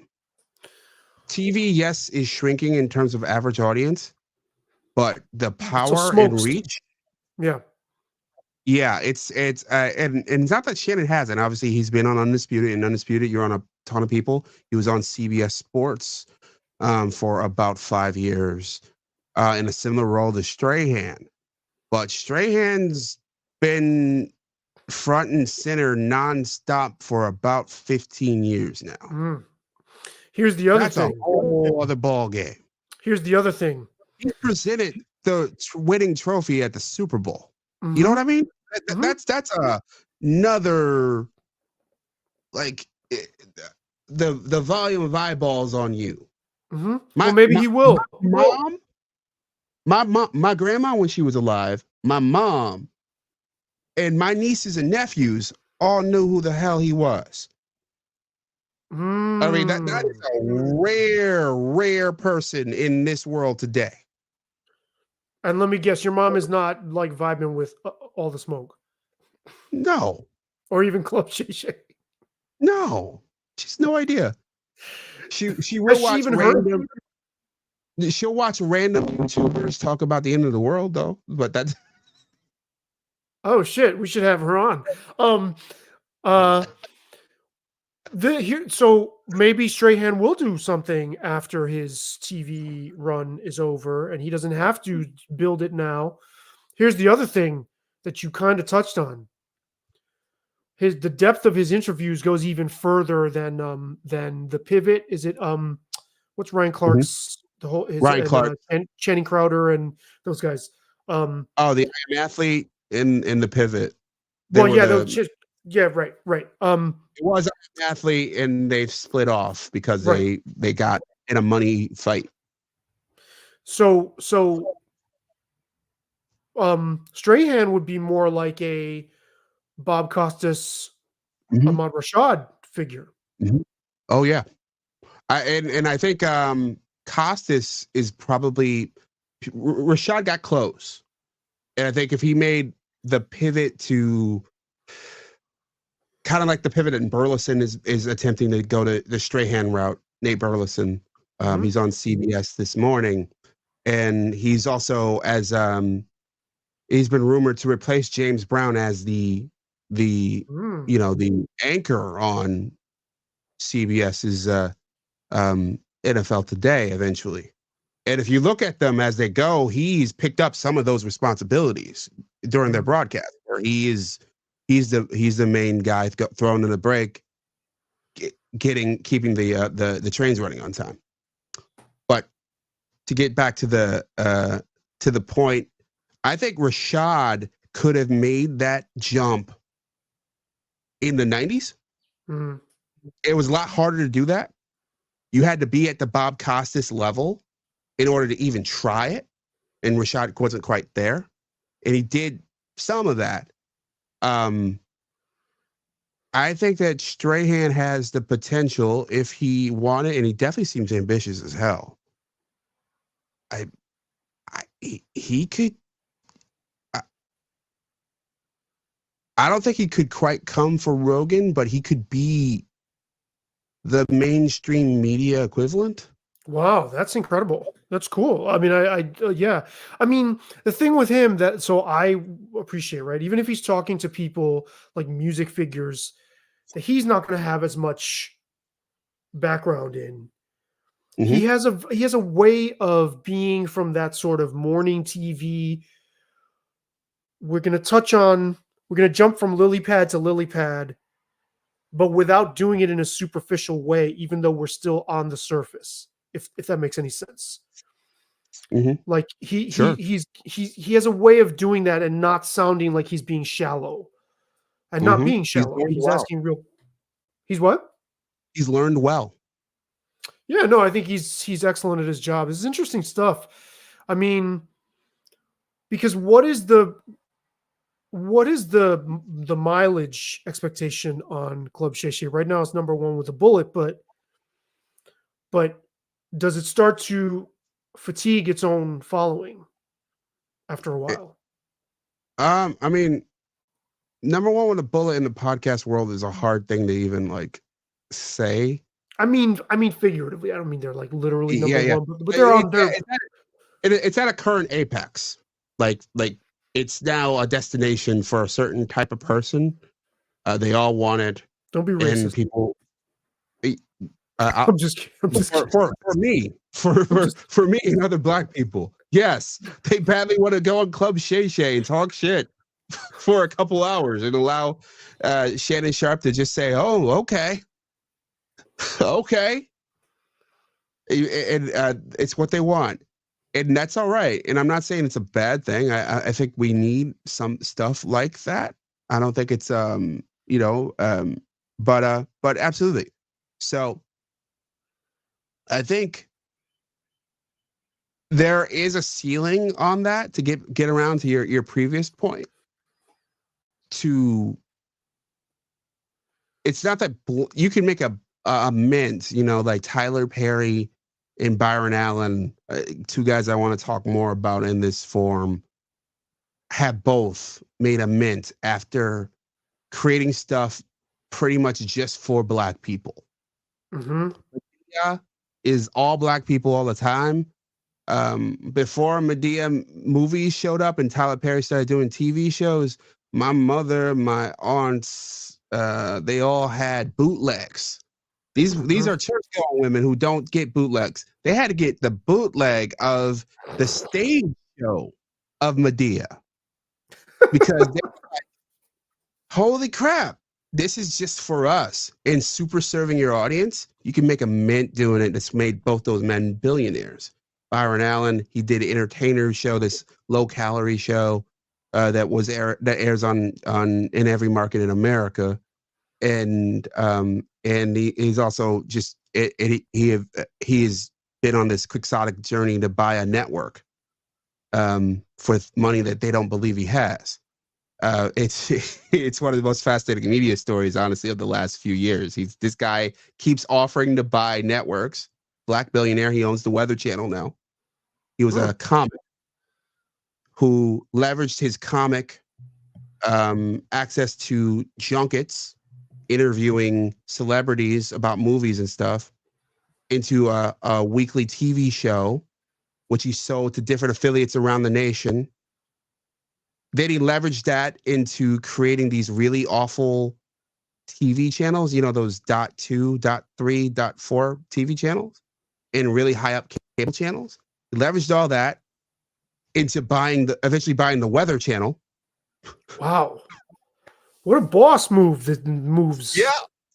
Yeah. And then I think he now owns the Root too. And he's trying to buy, which I hate, by the way. And he tried to buy ABC. He's trying to buy CBS right now. Yeah, I mean, yeah, that's incredible. Yeah, the Root, which I once told you was like if Lena Dunham were Black, she would have made the Root. It's like Jezebel for Black people. And he's not wrong, ladies and gentlemen. He's absolutely right. Jezebel, which just died and was brought back to life. Apparently, the thing cannot die, and it was bought by Paste, who I have written for years. Which is I was like about to jump for joy when Jezebel was killed off, and now it didn't even spend a week in the grave. But yeah, so clearly Byron Allen has business savvy or people around him who really know how to leverage, level up. Yeah, probably, but I would think both. That's amazing. That's an amazing story. Holy shit. Yeah. And so right now in this era, doing that, super serving an audience, talking to people, even what we're doing right now, where we're talking to just people who are interested about geeky media shit to a certain degree and stuff. Whoever's interested in this, super serving those people, as long as that niche is big enough, you can make riches off of it eventually. Well, I think we're doing it all wrong. I think we need to go after bears, gay men who like beards and sports. Oh, by the way, I just met a guy who just got back from one of those cruises. Oh, a story for another day, for sure. Another day. I want to hear about that. I want to hear about that. But,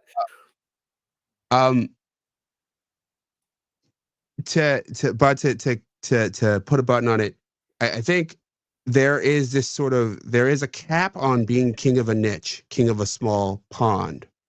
You could leverage it more in this era than you could in previous eras. But if you want to be Rogan, you want to go at the king, you best not miss. You gotta broaden out who you are, or you gotta be involved in circumstances that broaden out. who your See, and audience it is. makes And I me think that wonder, both have happened to Rogan. and it makes me wonder what Shannon Sharp wants, someone in that position, because once you've had a taste of that success, I don't know that he anticipated his show was going to be this successful to start out with. I don't know one way or the other. Good question. I don't know. Right. So, but Good now that question. he's got it, the natural gear to fall into is we'll just keep growing, see what we can see, Sure. how how high up we can get. And I think there are a number of mistakes that they could make in doing this. So it'll be interesting to watch. It's funny because Mike Epps called Shannon Sharp Medea in his stand up Yeah, and said he sounds like Medea. And now Tyler Perry is under fire because he has openly said he would use AI because of it's course you cheaper, would. it's more cost Yeah, efficient. of course you would.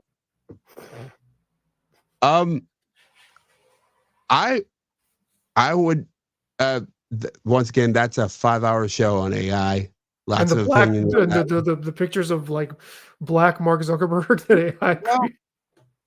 yeah, well, I mean, we can't not go there now. Look, obviously there's something terribly wrong with with their Gemini, and probably, I mean, a lot of these large language models. Look, I think we need, if we're going to do this thing, we're going to have, artificial intelligence based products, we need not to skew them for political dogma. I think that's probably a pipe dream, but that's what we need not to do that. So AI is already sort of presumptively woke Yes. and anti woke too. Yeah. And it's got to stop. We need it to be purer. But I doubt it's going to actually happen that way.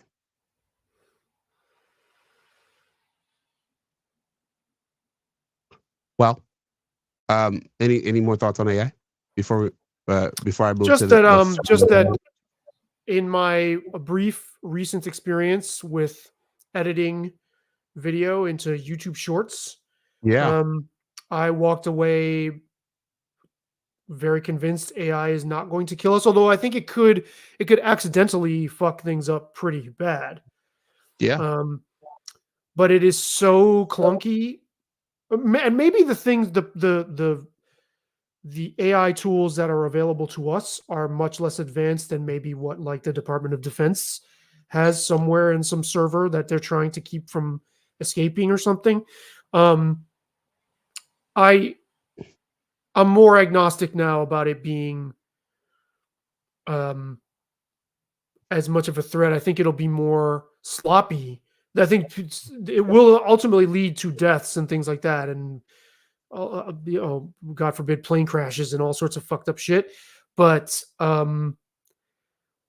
look, man, I mean, autocorrect is flawed.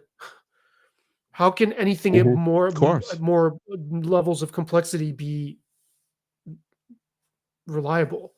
Just seeing what it does on the YouTube Shorts end of things, I'm like, okay, this is not nearly as developed as at least I was expecting. I think we're at the child, when I say child, I mean, we're not even talking elementary school version of this thing yet. So that's why I still have more of a fear than you apparently do. I think this is really, really early on. And I think then once this thing, moves from crawl to walk, I think this Then we're in thing's gonna trouble. be quick. Yeah, then we're in trouble. I think it's a horrendous idea. I think it is yet another example of the human species' inability to resist the temptation. It's almost as if we have a death wish to do these things on purpose, to create things that are so fundamentally could knock the legs from under us. I just think it's a horrible idea. But I mean, it is. I use it to edit photos and stuff. It is amazing. too. You know what I mean? So, but as far as like anything creative or anything, it's almost creepy what it comes up with creative wise. Sure. There's Because something it's very not it's very not it's not it is human, but it's not human. There's this it's sort of what was it? I forget the name of the phrase, but it's uncanny valley kind of thing. That's where it looks real, feels real, but you know it's not. It is this sort of it just feels kind of creepy, even when it's definitely. done. Yeah, it's unsettling. It doesn't unsettle me when it edits my photos though. Yeah. I'm very impressed by it. So it's like already, I mean, remember when I jokingly texted you? Mhm. I said already Sabby's singing a different tune about AI now that it's his YouTube shorts are popping, right? Like now that my Sure. YouTube shorts are oh great, it's funny how quickly that you get convenience out of something and you're willing to make the trade-off. And who knows? I'm concerned that what we're not being told is what if they're just using our voices and our faces and what if it is somehow storing all that in some database and it's doing something with it, like using that in It no some doubt is. way. Yeah. So It no doubt is. you're selling it your visage. You're like being a guinea pig for this thing to make YouTube shorts. Yeah. I I I think it absolutely is. We are absolutely a guinea pig for this thing. That's fucking creepy. It's terrifying. Yeah. Yeah, without a doubt. So, I mean, I've gone just for the record, I've gone back to doing my own YouTube shorts. I Yeah. I edit them on my own now. I got frustrated with it after like 2 weeks. It was annoying. It's clunky as fuck. You think it saves you time and it doesn't. I just saw a new Hopefully it software. I'm stays gonna that send way you. though. Yeah, I just saw a new software that I think may get you back on the train. Oh no. Yeah, I'd like to put a cherry on this by doing a quick requiem for Vice. Bum bum ba bum bum ba bum ba bum bum bum. Okay, ladies and gentlemen, children of all ages, boys and girls. I want to go back in a time machine just a few years ago. June 19th, 2017. Vice, according to CNBC, just scored $450 million to make the largest millennial video library in the world. The company was valued at $5.7 million. $5.7 billion, not billion, million, billion dollars with a B. I watched a ton of Vice content. I'm sure many of you probably did as well. But Vice got full of itself. Vice decided, hey, look, we are the future. We are both MTV and CNN for the millennial generation. We are all these things, all in one house. We are Rolling Stone too. Just like we're all in one. That's what we are. And Pitchfork. In Pitchfork. So, fast forward. We're now in the spring of last year. that $400 million or so has multiplied. It's Vice filed for bankruptcy. I'm reading here from Vanity Fair. Fortress, of course, is Vice Media's largest creditor, in possession of an IOU worth $470 million, according to the bankruptcy filing, which also lists debts owed to Pulse Films, more than $20 million, JP Morgan Case, more than $10 million, CNN, more than $4 million, and HBO of about $2 million. Just a little less than a decade later, they burned through virtually all of their net worth. In fact, they were worth nothing.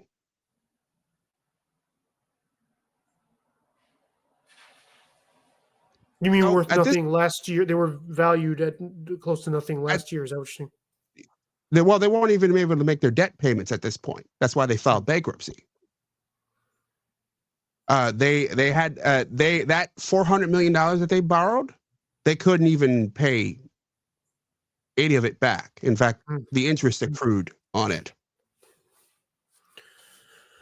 Vice, which was considered the future of media at one point. Vice, something that I badly wanted to work for at one point. They did cool shit. And look, this was a company that I still think their Russian roulette series, when Russia first invaded and took over Crimea, it was some of the best journalism I've ever seen. They called it immersionism, where you essentially put a journalist on the ground and you just have them, experience what's going on. What's it like to be in a war zone? Some of the coolest journalism I've ever encountered. But the thing is, they never quite figured out how to make money. They were great at making profit, but never quite figured it out. They are in many ways. They were a new media company attempting to do old media. If you get what I mean. Yeah, and maybe not adjusting to the changes. I'm asking you. They adjusted poorly. They had a sense that they were they had a belief that the market would simply adjust to them. That they would have all the eyeballs, they'd have all the young people, and that the market would be forced to come on their knees to them at their terms.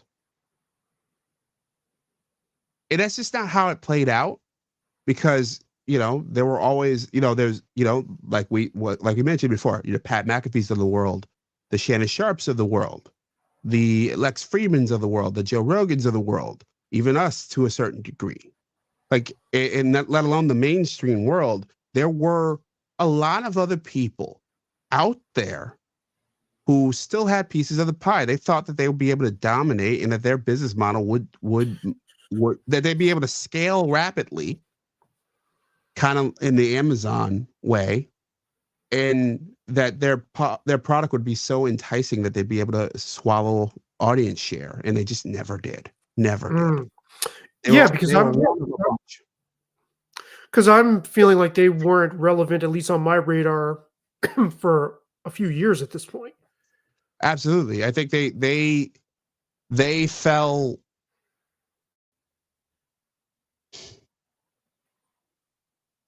I think Vice fell from relevance. Michael Moynihan, I nearly included him in this. His point was he felt the content took a nosedive, nearly, and I think that's part of it, and part of it's the wokening. I was just going to say, they got partisan. So I've never been a big fan of Vice. I have mixed feelings. I do admire some of the stuff they did. I thought it was snappy. I thought it was hard not to think it was snappy. And I thought a lot of it was incisive. And they also went places even when they were just doing written pieces online, not just video. Sure. A lot of their stuff, they went to some really edgy, brave places, but I started to feel like it was like junk food. Like it was kind of obnoxious. It was they were wallowing in their own edginess and not just tackling edgy subjects with such a journalistic sobriety.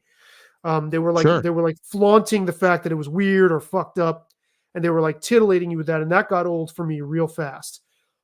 But then post-pandemic, I noticed they were right on board with conflating anybody who questioned pandemic policy as fascists, and they were like sounding the same bells as like the New York Times and all these other mainstream sources. And it's like, well, you basically got rid of the one thing that made you different. I think part of it was a generational shift, and part of it was, I mean, they went from a magazine that, in the 90s, they were a punk magazine. They had a few employees. Gavin McInnes, not an employee, co-founder. Yeah. But it, well, Gavin McInnes is certainly that's a whole other story. Talk about hitting a ceiling. Totally, and honestly, I think he's a character that I'd like to spend a lot of time on. Another point, because I think what's happened to him is interesting. But he probably thought he had unlimited shelf life to do his shuck and jive thing, and where's he now? Well, he's on what, censored.tv. I mean, he's not moving the needle as he once was. Not at all.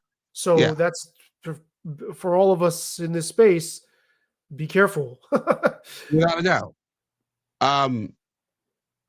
But this was a case where they had a few hundred employees in the early 2010s, and they decided that we're just going to go to 3,000 worldwide. So that's where that 400 million burned up. I'm trying to do the math in my head, but yeah. Oh no, the microphone, shit, the microphone. Yeah, let's pray to the AI gods. My mic is gone again. Not gone. It's let's see. What the hell? Can you speak softly? Yes. Let's try that. Okay. So I'm dismayed by this. Okay, so Fox and Disney, they poured chunk of this money into this. Oh no! Fuck! Just unplug it again, and just do it. Just do it, because we got to hear this point. This is important. What you're saying.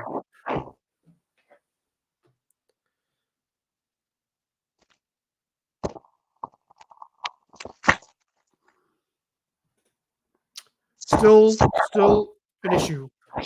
Are you running anything else on your computer? Do you want to let yourself out and back in and see if that helps? Sure. Okay. So I'll just try to talk, I guess. Okay. So we're going to obviously wait for James to come back. Yeah, I don't know, for those watching, I mean, if you've been following James for a while, you would know this, but he's been steeped in media pretty much his entire life. I mean, not even just his adult life, since childhood. He's been studying media even before he would have called it that, which is why I remember saying to him once, like, media studies with James Brown. I jokingly came up with that title in a message to him once, and it stuck. And he once seriously, he still refers to me as a culture critic, which I used to balk at that until he said it. At first, I thought it was funny. I was like, oh, well, if you think of me that way, that's cool. And then I was like, actually, it fits. So But I'm very curious to hear what he has to say about the demise of Vice, and not only what this says about the current state of media, but where he thinks their choices were not sound. Because, like I said, I haven't thought about Vice in several years, and kind of have been turning my nose up at it for a good decade at this point, especially post COVID. So, I'm curious, and man, 450 million, good work if you can get it. Where do I sign to work for a company like that that's going to go bankrupt soon? That'll pay me a nice, cool salary. How about this? We're back. JB is Okay. back. Okay. So, I'll back up. Okay. So Vice it is the late 2010s. It is, they've made this massive investment, and they are scaling. And what we learned very quickly is that they don't have a whole lot of cash on hand. Okay. They have all this they have all these loans. They have heavy debt payments and not a lot of cash on hand. Okay. Yes, a bunch of people were overpaid. Clearly, that's an obvious thing, but they don't have much cash on hand. So it's 20 teens. You don't have cash on hand. What do you do? Care to guess? I don't know. What would you do? You don't scale from hundreds of employees to 3,000, but you're saying they already did that. Yeah, already did that. What do you do? I don't know. I have no idea. Is it an obvious answer? Yeah. Well, not obvious. Take out more money, find more loans. Well, of course, but outside of that, you look for free money, right? Sure. Yeah. They decided to create a cable channel called Viceland. Mm-hmm. Mm-hmm. And with one of their companies had, I believe it was History 2. They took over this channel, and they doubled down on creating cable contract. What do we know about cable in the last decade? It's been contracting, and also that the things that pop online are not going to be the same things that grip an audience, a TV audience, necessarily. Amen and amen. Of course. They felt like they couldn't just use their content on cable, but their audience, the people who actually, really love Vice, they really love the content they were seeing online. The cable audience is an entirely different audience. Right. But here's the thing about cable. If you could get on a cable dial, especially back in the day, it's less so now, but if you get on it even now, it's basically a sink. You could just turn the faucet, and the faucet will rain out some money. Mm. Like, so they did this. So how do we do that? Well, we got to make a lot more content first, but and get our microphones to work. Yeah, get our microphones to work. I have an idea, but I'm working on it. Don't give it away here. Yeah. So like you could just turn the sink, and the sink is on, and it rains money. Here's the thing is, they made the move way too late. Cable bundle was eroding. It also was counter to its audience. His audience is online first. It's young people. It's you, me, and younger. So we're most of us don't have cable. So the audience is going to be smaller, let alone it being on this also ran channel. So their ad rates are going to be low, even though they're going to make money on subscriber fees. All right. So they got to keep this afloat while they're hemorrhaging money, and then they soon realize that they don't even have enough. They're not making enough money even off of the cable channel to help float the operation. The cable network continues to hemorrhage, and then we get to earlier this year, where a couple weeks ago they announced that they're going to shut down their website, the hub of all their content, and they're going to lay off hundreds. By the way, the free way to make a bunch of money on the internet is to host a bunch of content and just surf off that content forever. You could just, but apparently it's not worth it to them, which is a very strange choice. Doesn't make much sense to me. And actually, I've had 4 or 5 different people or various media positions that I've talked to who all sort of like look at this and like, what the hell? And even the bosses, one of the bosses at Vice who was talking to an employees during an all employee meeting was like, this makes no sense at all to rip down all the content and not have a website at all. We could just put up ads and make some money. And your careers aren't going to be, just thrown away. So this, and what brought this to me today is a Vice exec at a town hall a couple days ago announced that they're going to lay off even more employees. Yeah, no They shit. felt like it. And and then they abruptly ended the town hall, which they did over Zoom, after a downpour of thumbs down emojis. That's so 2024 to go out like that in a hail of down thumb emojis. Down goes one of the shooting stars of the media world. Now, where do I think they went wrong? Well, I think a lot of places. Part of it you mentioned. I mean, it was political. I don't think the political part was the big thing. I think big ambition gets big investment. It's just the way that works. Like if you are it's the line from The Wire. The bigger the lie, the more they believe. If you're Elon Musk and you want a bunch of governments to invest in your stuff, you decide that you're going to solve traffic. You know what I mean? You're gonna fly to the moon. You're going to solve cars. You're gonna car pollution. You're not gonna do something small, something just to keep yourself afloat. You're gonna do something big. Let's keep that in mind now. That's good. That's advice to live and die by the way. Yeah. And they did that. I mean, at one point you had Shane Smith, the other co-founder, along with Gavin McInnes, running around saying, "Hey, we're gonna replace CNN, MTV, Rolling Stone, and what was the other one?" Like, so it's like, and all these businesses have been hemorrhaging, at the time he's saying this, and he's like, that's why he turned down something like $5 billion for the company from Disney. He was drinking his own Kool-Aid. Yeah, wow. That's I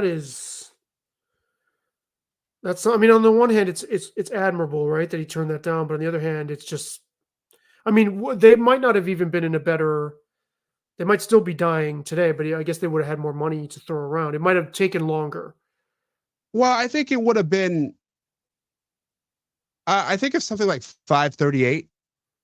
Are you familiar with that? Yeah, sure, of course. Yeah, Nate's the Nate Silver operation. Yeah, Nate Silver. Yeah. A zombified version of 538 still exists. Nate Silver's gone, but it still exists because there's juice in that IP brand. Yeah, you can live off the old content, and we could just keep it going. So I think a zombified version of Vice would have existed if they would have done something like that. But if you are not just simply, like one of the greatest versions of this is Mark Cuban.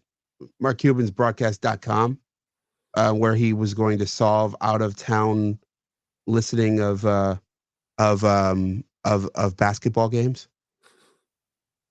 So he basically got the rights to post links to the online broadcasts of other teams' basketball games.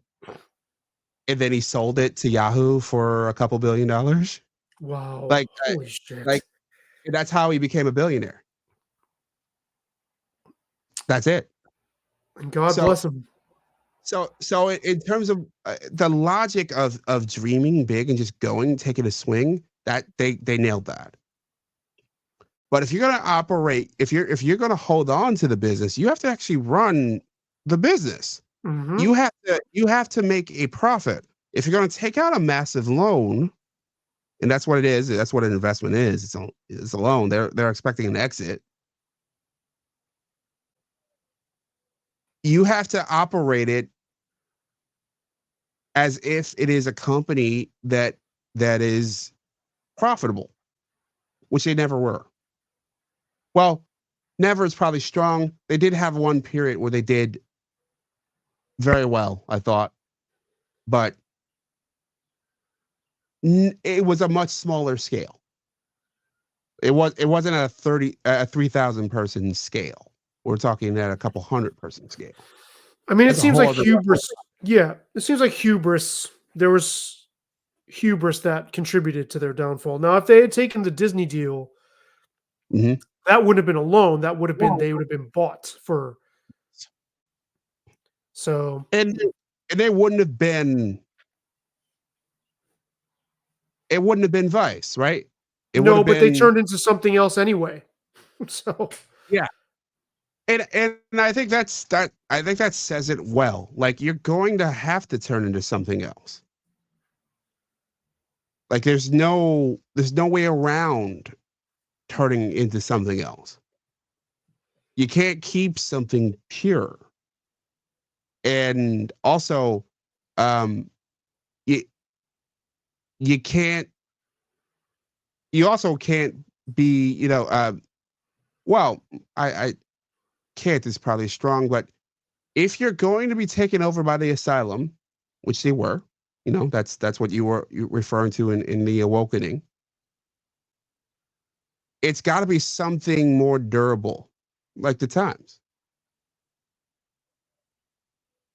It's got to be something that's indispensable. which I would Uh, argue they never were. They never. They had a profile. They were a brand that people of a certain sort of internet age, uh, like in your generation, Yeah. knew them, but they were never indispensable the way certain other online destinations were. They kind of flooded the zone, I guess, if that's the right use of the term, with a lot of content, and you were aware of them, but it was never a place I thought that I don't think they achieved what they clearly think they achieved. That's my assessment. I think they did, but maybe this is a generational thing. Maybe this is like what were we like? We 10 years apart. 11 We're about 10 years years apart, apart? almost 10 years apart. Yeah. I do think at one point they not indispensable, because I don't think they ever got there, but they became, their name had meaning. Sure. Well, Sure. most brands don't have meaning. Hmm. I think of one of my favorite books, the 22 Immutable Laws in of marketing. They talk about um, uh, capturing the audience's mind, the customer's mind. And for a person about my age, there was a time where that was internet journalism. Hmm. So this is really interesting because you're familiar with the New York Times documentary Page One, right? Yes, of course. So there's that. Yeah, Do you remember that young, scene? young Brian Stelter, and of course David Carr yelling at the guys from Vice. Yeah. So okay, so you remember the scene, and they Yeah. I guess they go, I forgot which country they go to that's having like a coup or a revolution at the moment, and these two dudes come and they're talking about the way they do documentaries, and this really like right there we're putting you in the action of watching somebody get machete to death. I don't remember exactly what it was, but something like that. And like, oh my God, it's like very lurid, Mhm. shoving your nose in it. I don't know if it was somebody getting machete to death, but it was something like that. Okay. And then they're sitting at the table with that one contributor from the New York Times who had a crack issue. Is that right? There we are. Right. And he's like, and he tuts them for a second, and he's like, hey, have some fucking respect. You're talking about the goddamn New York Times. And then the two guys like fall in line. And I remember thinking at the time I saw that movie, what year was that documentary? I just looked it up. I think about 2012, something like that, 2010. Yeah, in that range. 2008.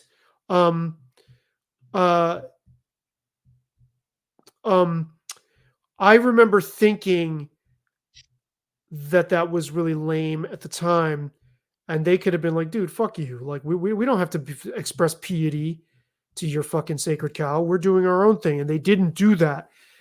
And I, as you know, hate the New York Times and never tire of telling people about it. And to me, what's interesting about Vice is they are almost a holdover from like 90s Gen X edginess.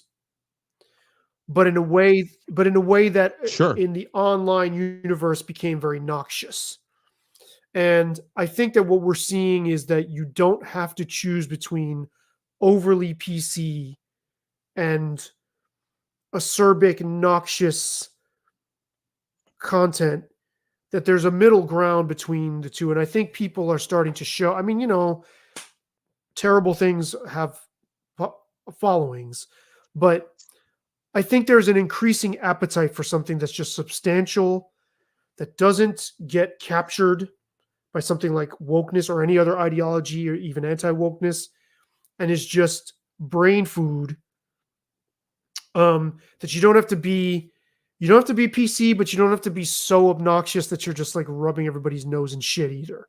And I thought that's where Vice like overplayed. Well, this is where we come back full circle To our guy Lex. to our guy Lex. And after I saw the Lex statement that I played at the very beginning of our conversation here, I spent about a day or so just thinking about it. And thinking about things like that you just spoke of, like audience capture and ideological capture, and whether it's even possible to operate a media operation of any scale. I think you could do an individual, but scale without it now. And I don't believe it's possible. I don't believe that you can gain a mass audience without some degree of audience capture. And this is where I think Vice chose wrong. They chose the wrong captors. Like you said, a traditional media mindset in the new media landscape, because they thought they could dictate the terms of what their audience was going to want, just like old networks used to do. And you just turned on the fucking TV and that was there. Whereas here, people are buying in, as you've been saying to me for years, these are your customers. These are people coming into your ice cream shop and buying scoops of you. Mm-hmm. And if you run out of the flavor they like, you're going to fucking hear about it. And if you bet big that you'll have endless amounts of the flavor that they like and you run out of the flavor they like, you're going to go belly up. And you're going to go belly up quick. Well, and honestly, good riddance. I think it's a shame that the content is gone. That's unfortunate, but I'm fine that there's just like, I'm fine that they're dead. I wish they could take Jezebel with them. Any famous last words? Yeah, so speaking of a lot of this stuff tangentially, I am writing a Substack piece as a rebuttal to 2 episodes of my favorite 2 podcasts, which are now we've talked about both of them on the show. Mhm. Blocked and Reported, it's Katie Herzog and Jesse Singles podcast, and A Special Place in Hell, which is Sarah Hayter and Megan Daum. And they both recently ran episodes. They did episodes. One of them was with Sam Harris, who I am no fan of. Or I mean, there's certain things I admire, but I have a lot to say about him. And so on both of these episodes, they kept using the term conspiracy theory in its most pejorative sense, which didn't really surprise me, but it disappointed me because they're so acute and nuanced and sharp in their discussion of other topics. So I replied in the comment section to the Special Place in Hell Sam Harris episode, I don't know, it must have been 15 times. I must have written 7,000 words or something outrageous, and finally I was just like, holy shit, this is seeming obnoxious and rude. Let me just try to organize this better. I mean, I didn't think they would notice. I didn't think the hosts would notice. I thought people in the comment section would just be like, oh, we either want to read this or we don't. And I'm very dismayed at their what I consider to be a really irresponsible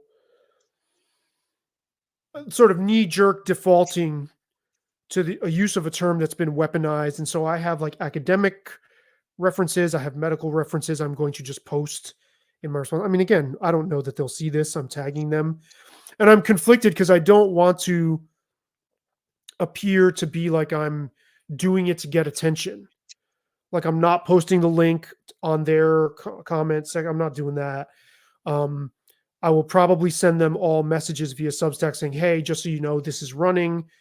If you care to comment, cool, but I'm not expecting, they have no reason to comment on something at my level of, with my few subscribers, right?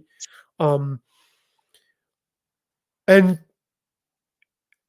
I'm torn because it's well, we're fans of these shows. We would like to engage in dialogue with these shows, but I don't want to appear like some person who's I want to get your attention. I want you to talk to me kind of a thing. So I'm just going to post it, let the chips fall where they may. And at least it'll be out there. Maybe they'll look up some of the links I have, because I think using conspiracy theory, well, I was just going to say, I think using the term conspiracy theory as shorthand for all the things that wherever I happen to draw the line as unthinkable, and just so therefore you're stupid and mentally ill and you're just completely unreasonable and irrational for even imagining such a silly thing. I think that snickering tone was all over those podcasts from people who have been very, very clear-minded in identifying all the excesses of the medicalization of trans. So I'm just offering a respect. And dude, these are my favorite show. I love these shows. So I said in the piece, I'm kind of an Ombuds fan. Do you think that I mean, how much response? What's your dream scenario with this? I mean, the dream is just to have some sort of, to have them be adjust their use of the term and go, oh, hey, we looked this up and sort of get I want to be like the guy, what's his name? Daryl Joseph. I want to be like the guy who collects KKK hoods from people in this. Oh, yeah, that guy. So yeah. I think his name is Daryl. He's in Catherine Brodsky's new book, which I haven't read yet, but Daryl Davis. Okay. Yes. Yeah. So if you're so I want to collect Jesse Singles' hood because he's a conspiracy theorist. I guess I would love to be that person. Hey, give me your, and so that the people in media, especially really sharp people who I think are doing amazing work, right, don't fall into that same rut because they don't fall for the okie doke in other places. Why should they necessarily fall for it here? They have, their minds are too nimble for that, and they have chosen not to. Like, they've chosen, basically, I'm saying they're being kind of lazy. So, but I'd say it very politely. I don't even know that they'll notice. I would love it if they noticed and were like, oh yeah, you know, somebody, a fan sent us. They don't have to name me or anything. A fan sent us, and we looked into it, and there were some good points, and maybe we'll be more open. I'm not even trying to sell them on like COVID jab skepticism or 9/11 truth, because Sam Harris conflates all those things, and it's a very common mistake. And again, I worked on Dr. Wendy Painting's doctoral dissertation, which became the book on the Oklahoma City bombing, Crisis in the Heartland of the Real. And this is a playbook, right? When you collapse all these non-official narratives into one container and everybody in there is nuts, that's a really dangerous thing to be propagating from people who I feel should and do know better. Did I answer your question about the dream scenario? Are you suggesting that you think I'm chasing clout by doing this? Well, we all are all the time. I mean, but that's not the point I was about to make. By the way, Sup Nuke, also a guy got to get on the show, media vet. But yes, I do think you are chasing clout to a certain degree. I do, and I think, look, I think you should take it all the way. Email them. Yeah, that's what I'm planning, and I tagged them in Substack. You can tag individual people, and they know about it. You know, and look, I would love to have conversations with people like this. You and I are fans of these people. I don't think my platform is at the point that it is developed enough for them to think it's worth it. But down the road, like in like 5 years or a year or two, would I absolutely love to hash this out and other things with people such as them? Of course. I mean, I love what they do, right? And I think that would, you know, if I'm being immodest, would be a great conversation. I don't see that as practical right now. So it's like, I'm concerned that they will receive it as like an attempt from like an overzealous fan to try to get in their sphere and talk to them. It's like what Shannon Sharp said. He can't have Mike Epps on his show now because it sends the message that all you got to do to get on my show is say I'm gay on your stand-up and have it go viral, and then I don't think that's quite the same. I think this is like, all right, you have a criticism. You're a really good writer, so I think you'll lay it out clearly. And I think if, you know, it's not like you're a neophyte or just a random person. I think you lay it out, you offer it up to them, and I think that they'd be smart to take you up on it to at least, you know, even if they disagree with the criticism, they should at least have the conversation with you. Because I think that's one of the, especially, you know, I haven't looked at a special place, listened to a special place in hell, but I have heard Megan Daum elsewhere. And I've listened to Bar Pod, Blocked and Reported, a good amount. I did just chuckle at their personals Substack post that they had out a couple of days ago. And look, I think, especially on Bar Pod, what they rail about is places and people who are obsessed with dogma. Mm-hmm. They're culture critics. Yeah. So they should at least be willing to engage on a criticism of their own dogma. Mm-hmm. And that may be a little much to ask for due to all this audience capture stuff that we've talked about today. Mm-hmm. But that would be my hope. And also in this world of engagement, I think that's the smart way to go. If someone thinks that the whole Vice thing we talked about earlier, or anything we discussed today, they got a problem with it, they should speak up about it, and we should engage. And Yeah, but that's we're at one a of the things point that I where we're enjoy. But that's one of the things yeah, that I enjoy about that show. That's what they do. They see an issue and they engage on the issue when they disagree with it. I don't know how they handle the inverse off the top of my head. yeah, and I'm not trying to antagonize them. I'm being very careful.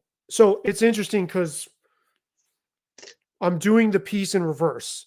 It starts off just boop. Here's the episodes. Here's Jesse Single's post. Here's Sarah Hader's post. There's like 4 items. I have them all linked. Here's my general response. Here's some sources I would recommend for you and your production teams. Then I get into the layer of like specific things they said on these episodes, and I respond to those. And then at the very bottom, I explain why I'm a fan of the show, because I don't want to lose people through 2,000 words of throat clearing. So it's backwards. It goes straight to the point. Like, check this out, check this out, check this out, check this out, and then specifics, and then my, like, what I admire so much about their shows. And I don't need people to be convinced, for example, that the COVID vaccines are dangerous.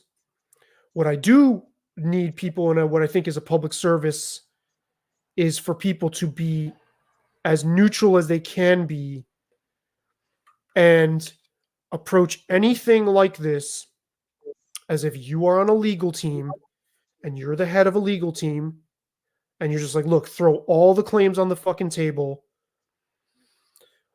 We want to vet all these claims. Set aside your prejudice about the person making the claim first. We'll get there. We'll get into what their motives might be in a moment, but at least just on an empirical, logical basis, how plausible is this claim? Also, can you get into the mental exercise where you are, number one, saying, I don't know first, instead of, well, that's just so ridiculous, and only a crazy person would think it, because we have had instances quite recently of things that sounded crazy, and oh, by the way, here we are, right? But can you get into the mental go ahead, sorry. So the argument is that they're being dismissive. Oh, absolutely. Very much in line with everyone else who uses that term to connote a form of mental illness. Really, they didn't come out and say it. Sam Harris was a more, so I said in the comments, everything you're saying about people pejoratively about their mental state can be flipped on you. Your knee-jerk trust in institutions without even looking at the evidence is equally pathological. And so I'm saying people who engage, and they all made good points, right? They're like, yeah, if you go down this, there is a tendency for people who subscribe to conspiracies to go down this track. I think you and I have both seen this. There's something about it. And why are figures like Naomi Klein and Dr. Asim Malhotra and Neil Richardson, he's on GB News, they sort of start hanging with people who have a certain fragrance of right wing for some reason. I don't understand that. And I think that needs to be interrogated. But can you interrogate both equally? Can you just start, look, I'm an attorney. I'm hearing two sides of an argument. I don't know what the fuck is true.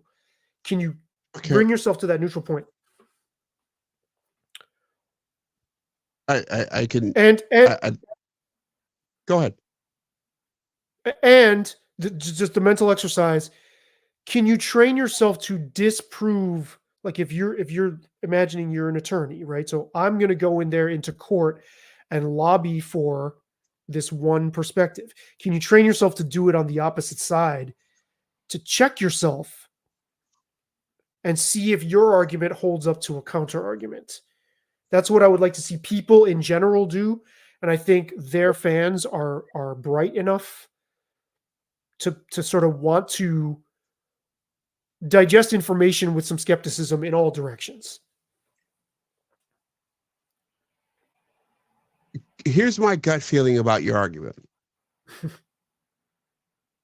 That in the question that I wanted to jump in on, it was about you said, okay, these people who subscribe to X conspiracy in this set of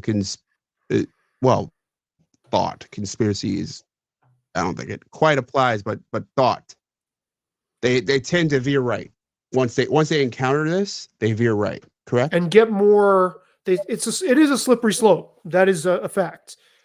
Mm-hmm. Here's my guess.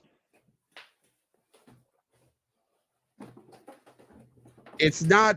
I think the inverse happened essentially as we talked about wokeness. When you come to a certain conclusion that X is true and X reshapes how you see the world, you want to go to where the food is. So, and it speaks to actually kind of once again the larger media questions we were talking about earlier about super serving a specific audience. You are super serve in this era. You can super serve yourself, and we also see that in terms of our population as we reshuffled ourselves over the last 20 years, and we're continuing to do that. Red states are getting redder, blue states are getting bluer. And I think that happens also with our content and with the people that we're around with our politics. We want that feedback loop that sounds like us, that feels like us. And that's the kind of thing we want to consume all the time. It does kind of speak to the failings of Vice because they assumed that they were that on a broad scale at a moment where you really can't be that for a broad scale. Right. Totally.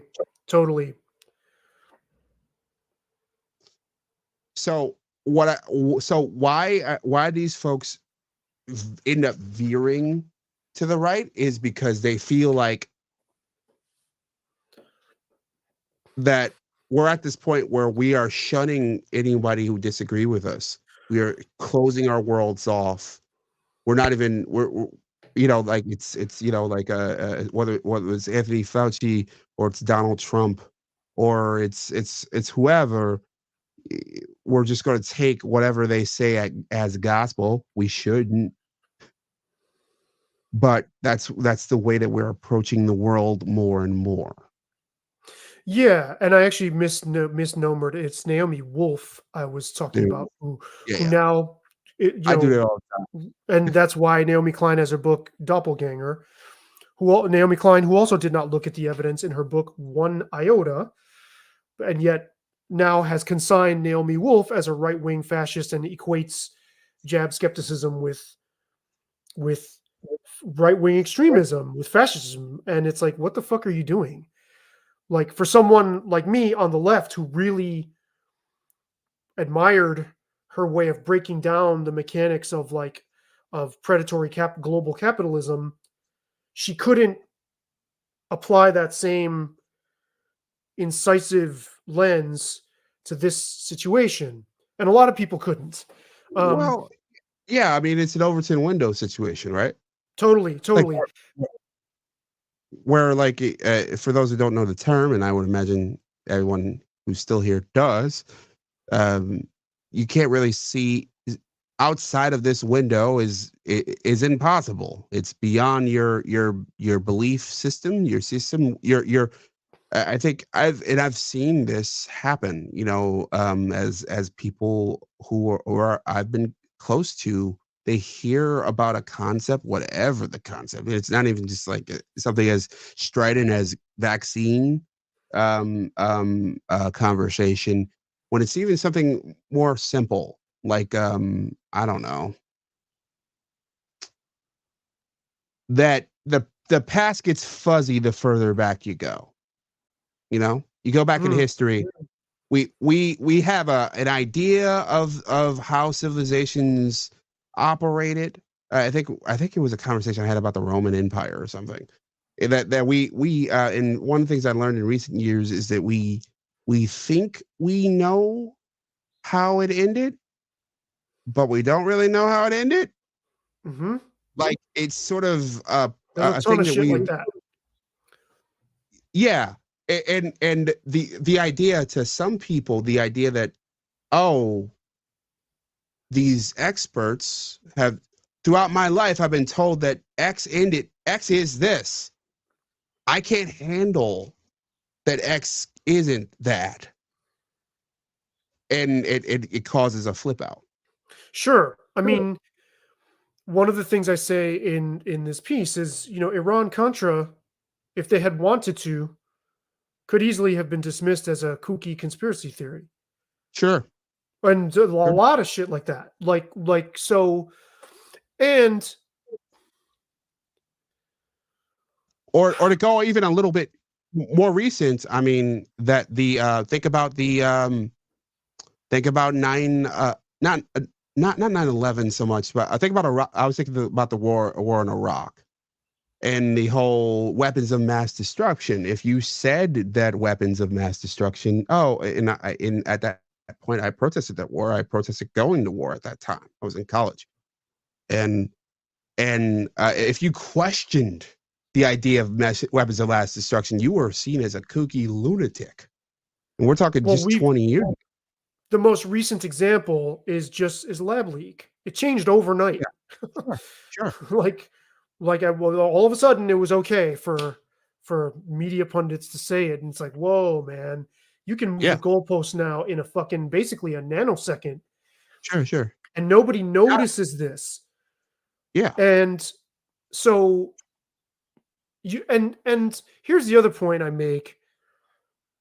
And I hesitate to use this term, but this is just ignorance, because I have a stack of papers that Wendy Painting had me read.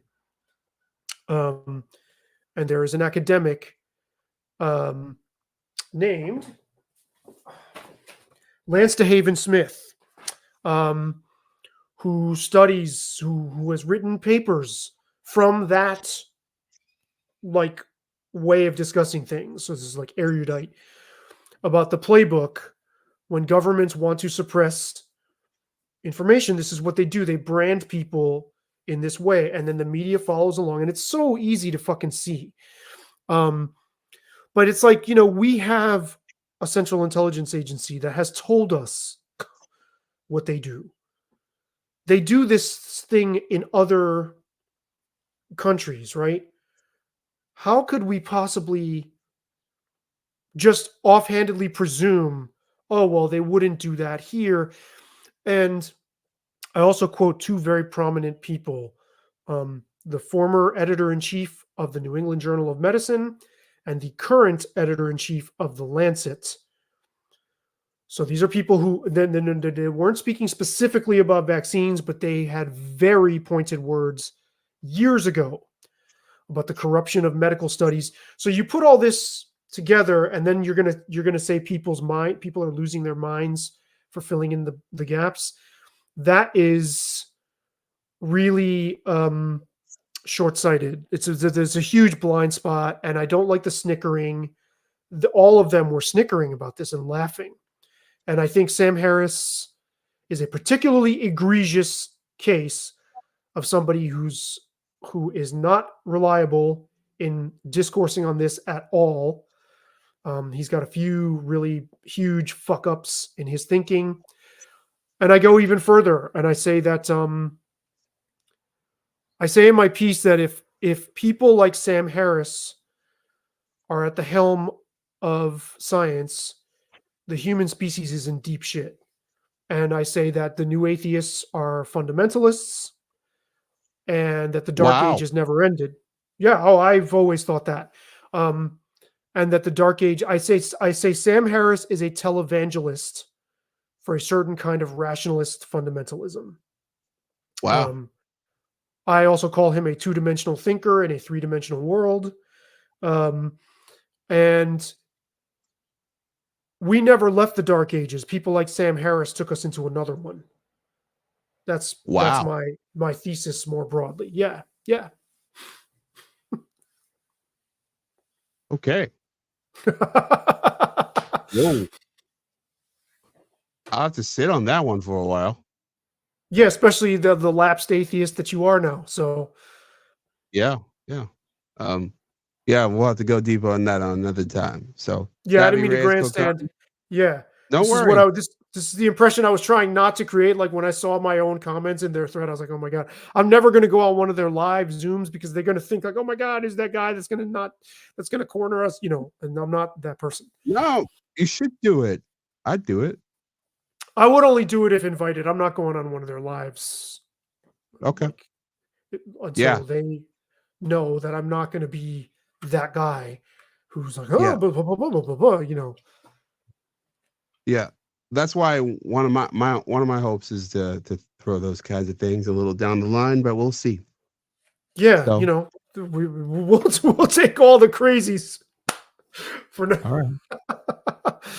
So All right. yeah, man, this was awesome. I'm actually glad you had technical difficulties so we Yeah. could do this because I'd have been pissed at myself for not joining you on this one. But that's what I was planning on working on. That's what I was working on before. Very cool.